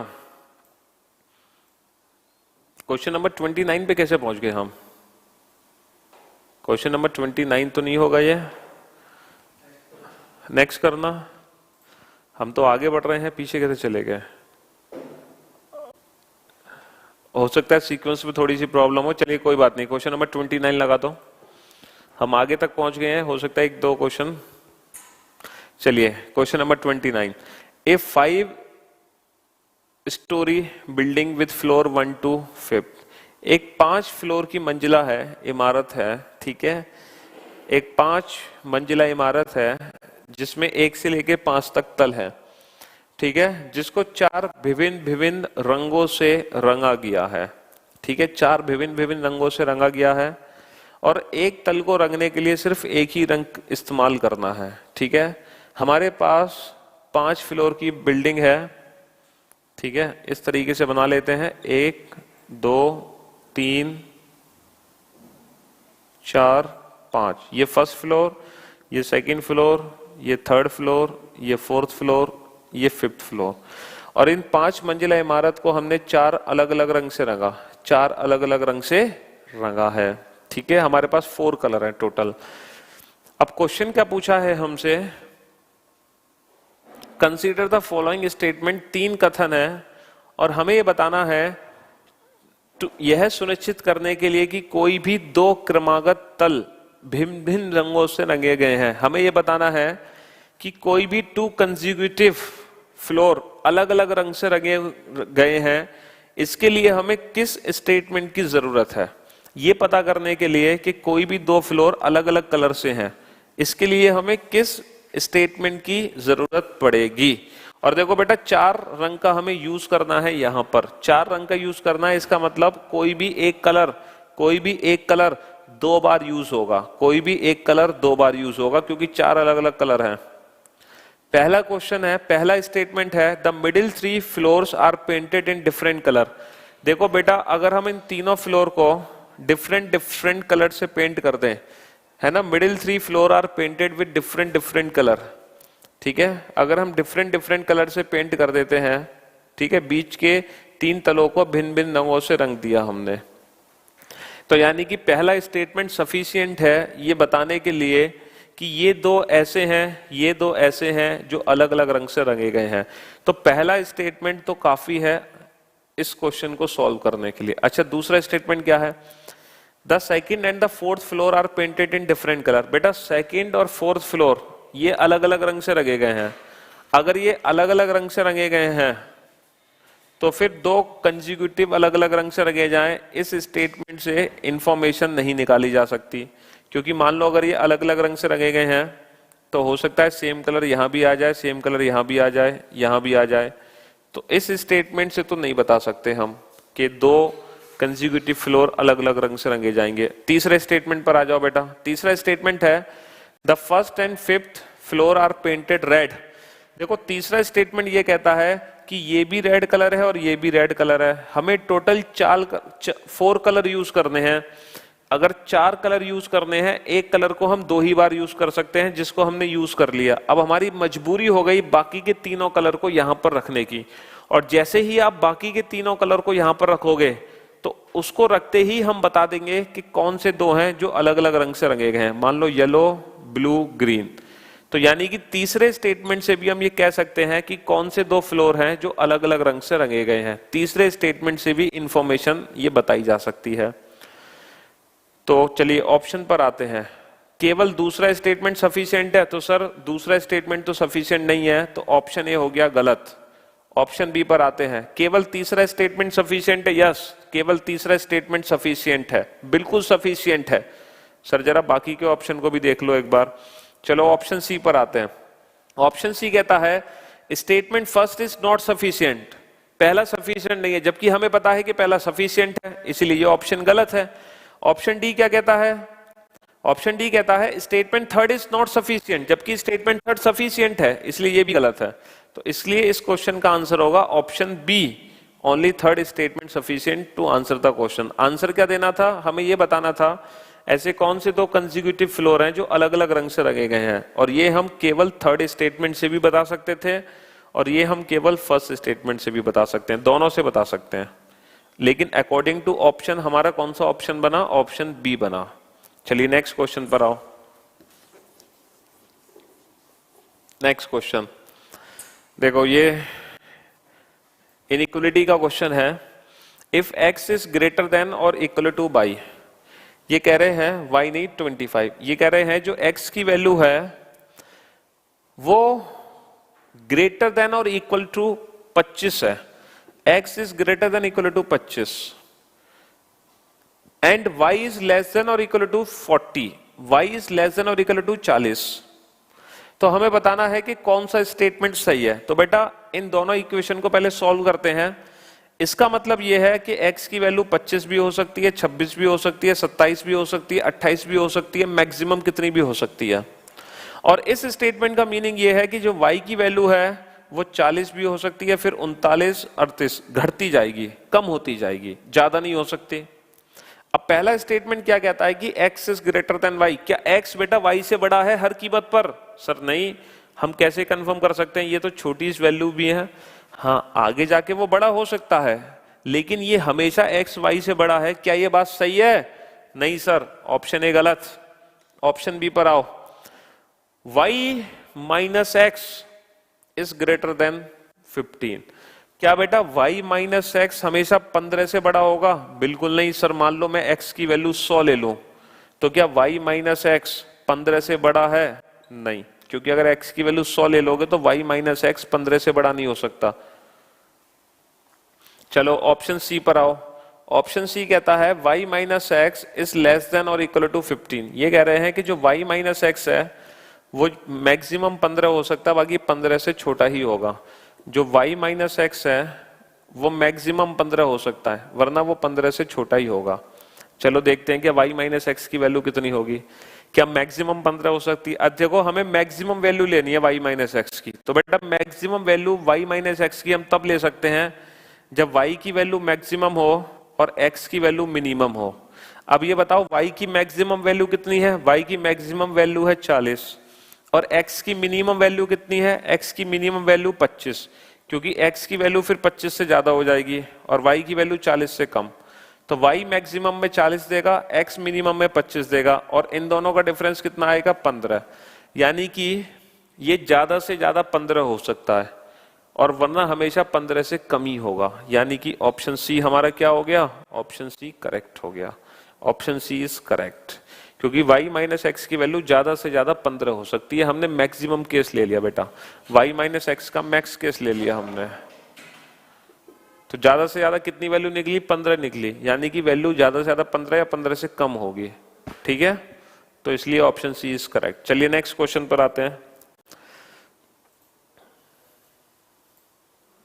और मेरे ख्याल से ये भी, अच्छा ये पजल का क्वेश्चन है और ये 7.5 नंबर का क्वेश्चन है बेटा, 7.5 नंबर का क्वेश्चन है, क्योंकि इस पजल में 3 क्वेश्चन पूछे गए हैं। 3, ये 7.5 नंबर का क्वेश्चन है, क्योंकि इस पजल से बेटा 3 क्वेश्चन बनने हैं। 3, ठीक है, 3 क्वेश्चन रिलेटेड है इस पजल से। आईएएस में ये क्वेश्चन है 7.5 नंबर का पजल का। ठीक है, बैंक में तो मैक्सिमम 5 नंबर का होता है, यहाँ पर 7.5 नंबर का 3 क्वेश्चन इससे रिलेटेड पूछे गए हैं। ठीक है, ये पूरा का पूरा पेपर एक ही था, जीएस पेपर 2। अच्छा, पजल पढ़ते हैं, पजल क्या है। और देखो बड़ा अच्छी पजल है, शानदार सी पजल है। 6 स्टूडेंट है A to F appeared in a several test, जो बहुत सारे एग्जाम्स में पार्टिसिपेट करते हैं। Either C और F scores the highest, या तो C स्कोर हाईएस्ट करता है या फिर F स्कोर हाईएस्ट करता है। देखो 6 हैं टोटल, तो 1 2 3 4 5 6, 1 2 3 4 5 6, ये मैक्सिमम वैल्यू है और ये मिनिमम वैल्यू है, ये हमने एज्यूम कर ली। अब क्वेश्चन क्या है, या तो C हाईएस्ट स्कोर मारता है या फिर F हाईएस्ट स्कोर मारता है। इसका मतलब या तो C यहां पर आएगा या फिर F यहां पर आएगा। इन दोनों में से एक ही कंडीशन सेटिस्फाई होगी, दोनों कंडीशन सेटिस्फाई नहीं होंगी एक साथ। चलिए अगले पॉइंट पर आते हैं। अगला पॉइंट कहता है whenever C scores the highest then E scores the least. अगर C हाईएस्ट स्कोर मारेगा तो E सबसे कम लेकर आएगा, अगर C सबसे ज्यादा लाएगा तो E सबसे कम लाएगा। नेक्स्ट पॉइंट है whereas B scores the highest, sorry whereas F scores the highest B scores the least. अगर F हाईएस्ट स्कोर लेगा तो B का स्कोर सबसे कम आएगा। ठीक है, in all the test they got different marks, D scores higher than A। अब देखो D A से ऊपर है, लेकिन कहां पर है हमें नहीं पता। नेक्स्ट, D A से ऊपर है, कहां पर है हमें नहीं पता। नेक्स्ट पॉइंट क्या है, but they are close competitor. देखो क्लोज कंपटीटर का मतलब है कि इन दोनों के बीच में कोई और पर्सन नहीं आएगा। D A से ऊपर है और ये क्लोज कंपटीटर है, इसका मतलब इन दोनों के बीच में कोई और नहीं आएगा।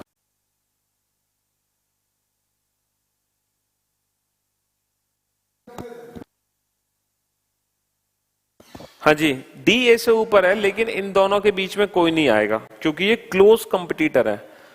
चलिए next, but they are close competitor. A scores higher than B, A scores higher than B, A का स्कोर बी से भी ज्यादा है।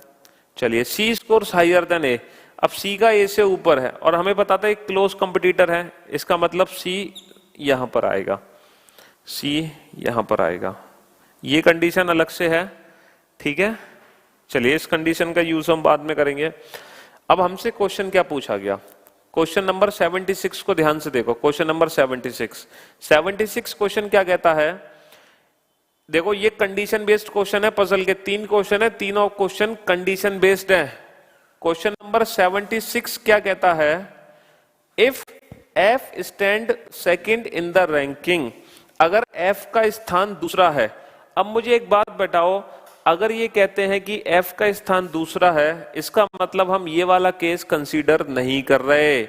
अगर एफ का स्थान दूसरा है तो हम ये वाला केस कंसीडर नहीं कर रहे, हम ये वाला केस कंसीडर कर रहे हैं, क्योंकि इस केस में एफ दूसरे स्थान पर आ ही नहीं सकता। तो according to this information, F अगर दूसरे स्थान पर है तो हमने ये वाला केस कंसीडर कर लिया। तो सी ऊपर आ गया, ई नीचे आ गया। और देखो फिर डी ए बी को कहां सेट करोगे, फिर से डी ए बी को यहां पर सेट करेंगे, ठीक। अब क्वेश्चन हमसे पूछा गया है, if F stands second in the ranking then the position of B, then the position of B क्या है, बी की पोजीशन 5, तो इसीलिए इस क्वेश्चन का आंसर आ गया 5th, बी की पोजीशन 5th हो गई। कंडीशन बेस्ड क्वेश्चन था ये। चलिए नेक्स्ट क्वेश्चन पर आओ, क्वेश्चन नंबर 77 लगाओ। 77 भी इसी इंफॉर्मेशन से रिलेटेड है। हाँ सॉरी 77 हो गया, 78 लगाओ। सॉरी ये 77 था, हाँ अच्छा 76 ही था, इंफॉर्मेशन सेम रखी है, ये 76 था। अब आ जाओ क्वेश्चन नंबर 77 पर। देखो 77 की इंफॉर्मेशन बिल्कुल सेम है। अब 77 क्या कहता है, if B scores the least, अगर बी स्कोर्स सबसे कम करेगा तो बेटा कौन सी कंडीशन ले रहा है, वो ये वाली कंडीशन ले रहा है, क्योंकि इस कंडीशन में बी ने सबसे कम स्कोर लिया, इस कंडीशन में बी ने सबसे कम स्कोर लिया। If B scores the least, if B scores the least, यानी कि ये वाली कंडीशन हमें रखनी है यहां पर, तो एफ बाय डिफॉल्ट सबसे ऊपर हो गया, ठीक है। देन सी का स्थान क्या होगा, अब बेटा सी का स्थान क्या होगा, सी डी ए, तो बेटा हम सी डी ए को ऐसे भी रख सकते हैं और हम सी डी ए को ऐसे भी रख सकते हैं। इसीलिए जो सी का स्थान होगा या तो दूसरा होगा या तीसरा होगा, सी का स्थान या तो दूसरा होगा या तीसरा होगा। ऑप्शन 4th इस क्वेश्चन का आंसर है, क्योंकि इस सिचुएशन में सी की 2 पोजीशन आएंगी, सेकंड और थर्ड।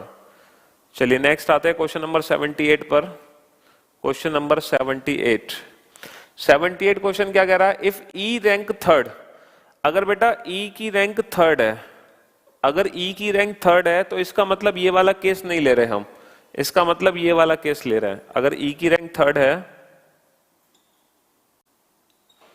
तो इसका मतलब हम ये वाला केस कंसीडर कर रहे हैं, क्योंकि इस केस में ई की रैंक थर्ड बना सकते हैं, इसमें तो ई सबसे कम था। तो सबसे ऊपर क्या है, एफ, सबसे नीचे क्या है, बी। अच्छा सी डी ए, तो फिर पक्का डी को हमें यहां रखना होगा, ए को यहां रखना होगा, सी को यहां रखना होगा। अब क्वेश्चन हमसे पूछा है तो कौन सा स्टेटमेंट सही है बताओ, ई सी से ज्यादा स्कोर करेगा, क्या ई सी से ज्यादा स्कोर करेगा, नहीं ये गलत हो गया। दूसरा है सी ई से ज्यादा स्कोर करेगा, हाँ सर, सी गेट्स मोर मार्क देन ई, सी ई से ऊपर है, तो यहां पर दूसरा ऑप्शन सही होगा, option B is correct, C gets more mark than E. तो ये जो तीनों क्वेश्चन थे पजल के, ये कंडीशन बेस्ड क्वेश्चंस थे, इंफॉर्मेशन ये थी और ये कंडीशन अलग अलग थी। अलग अलग कंडीशन पर हमने किसी में इंफॉर्मेशन ये वाली ली, किसी में इंफॉर्मेशन ये वाली ली, ठीक है, वो डिपेंड करेगा क्वेश्चन पर। चलिए अब नेक्स्ट क्वेश्चन पर चलते हैं, अगले क्वेश्चन की तरफ।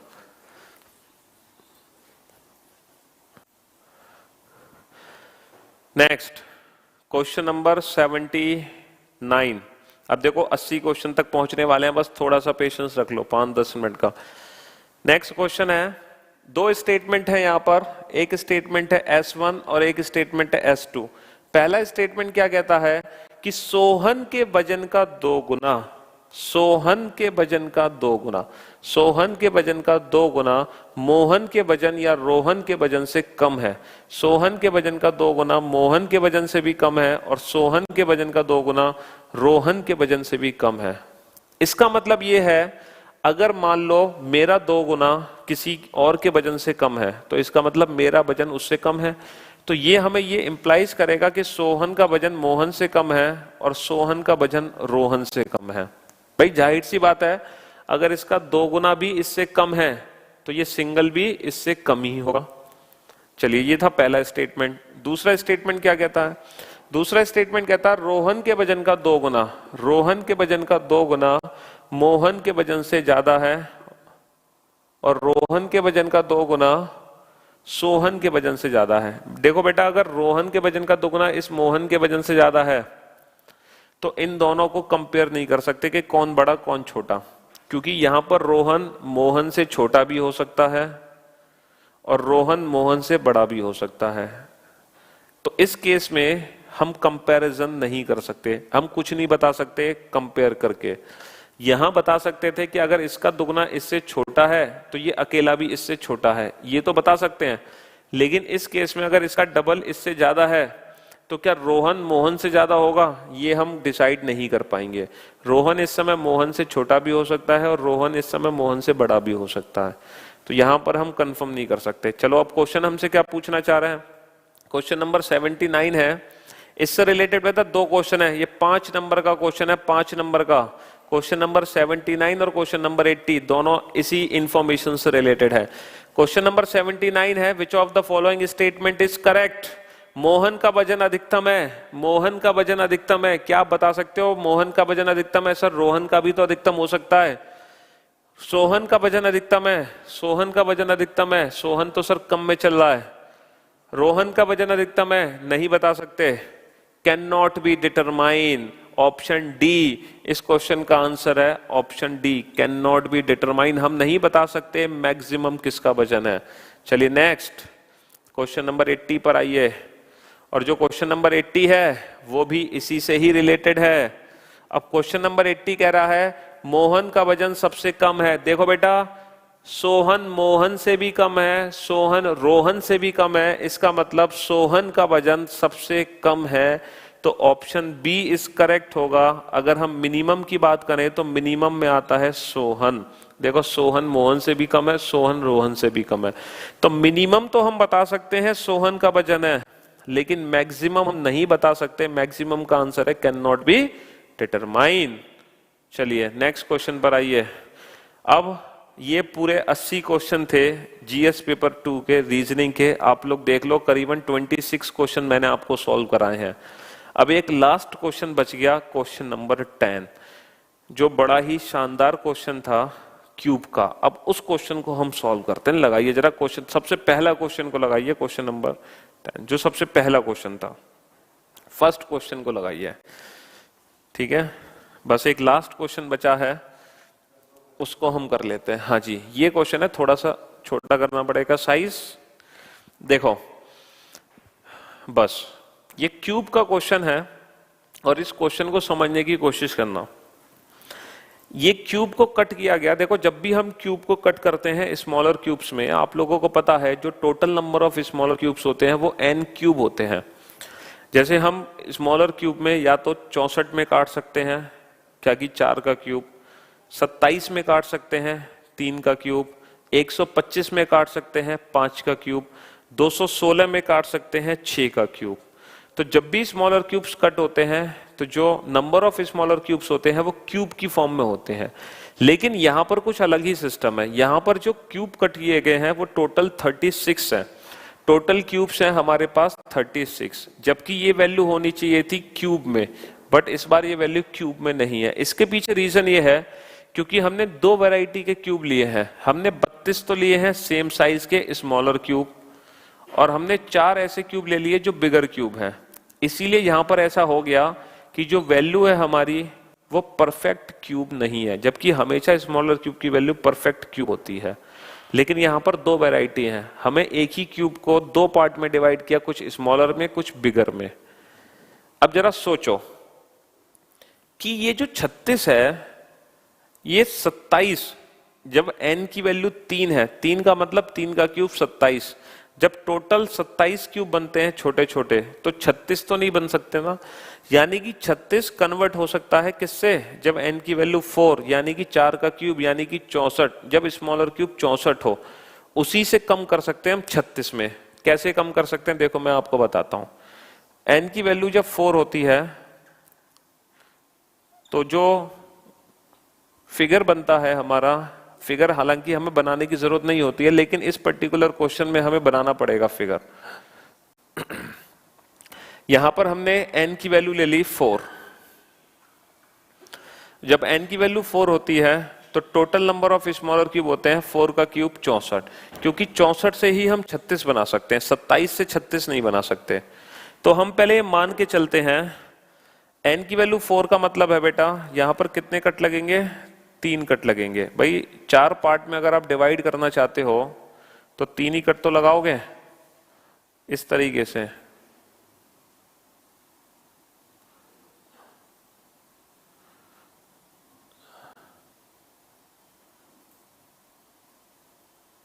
इस तरीके से, ठीक है। तो अब ये स्मॉलर क्यूब्स में डिवाइड हो चुका है, और कितने स्मॉलर क्यूब है, 64। लेकिन हमें 64 नहीं बनाने, हमें बनाने हैं 36। 36 कैसे बनाने हैं, 32 छोटे 4 बड़े, ठीक है। अच्छा, इसको पेंट कैसे करना है, इसको पेंट ऐसे करना है, 2 अपोजिट येलो हैं, 2 अपोजिट ब्लू हैं और 2 अपोजिट ब्लैक कलर हैं। 2 येलो, 2 ब्लू, 2 ब्लैक। और जो बड़े बड़े घन हैं, जो बड़े बड़े घन हैं 4, उनमें से कोई भी फलक ब्लू नहीं होनी चाहिए। अब बेटा अगर बड़े घन को अगर हम इधर से निकालें, इधर से निकालें, कहीं से भी अगर निकालते हैं बड़े घन को, तो वो पक्का ब्लू कलर के होंगे। और अगर ब्लू कलर नहीं है तो बस एक ही रास्ता है कि बड़े घन को आप बीचों बीच में से निकालो। तो जो बड़े घन है ना, वो निकालो बेटा यहां से, ठीक है। अब एक काम करो, हमने इसको 3 पार्ट में डिवाइड कर दिया। देखो एक पार्ट तो ये डिवाइड कर दिया, एक पार्ट हमने ये, मैं यहां से हटा देता हूं, ठीक है।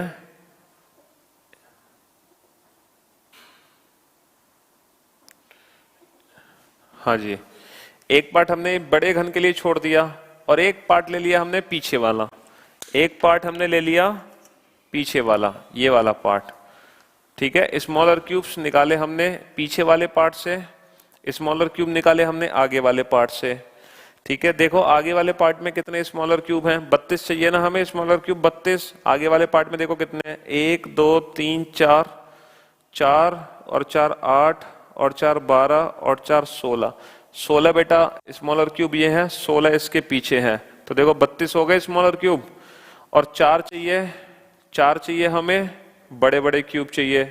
अब 4 बड़े बड़े क्यूब इस पार्ट से कैसे निकलेंगे, तो देखो इसमें ऐसे कट लगेगा, ऐसे कट लगाओ, ऐसे,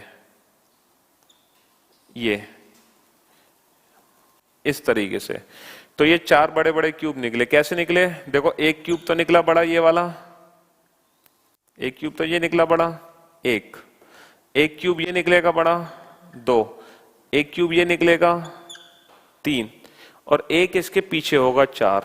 तो ये परफेक्ट फिगर है इस इंफॉर्मेशन के लिए। अब ये कह रहे थे, क्या पूछा गया है, कोई भी बड़ा घन नीले रंग का नहीं है। अगर नीले रंग का बड़ा घन नहीं है, यानी कि हम ब्लू को यहां पेंट करेंगे और ब्लू को इसके पीछे करेंगे, तभी ऐसा पॉसिबल है कि ब्लू से टच ना हो पाइए। और बाकी 2 अपोजिट किससे हो जाएंगे, येलो से। मान लो ऊपर येलो है पूरी सरफेस और नीचे भी येलो है, और 2 अपोजिट हो जाएंगे ब्लैक से। मान लो ये ब्लैक सरफेस है और इसके अपोजिट भी ब्लैक सरफेस है। अब काउंट क्या करना है, हमें काउंट करना है इसमें कि कितने घनों में केवल एक फलक रंगी हुई है। केवल एक फलक रंगे हुए घन बताने हैं बेटा। तो इस सरफेस से छांटो कि केवल एक सरफेस रंगे हुए घन कितने हैं।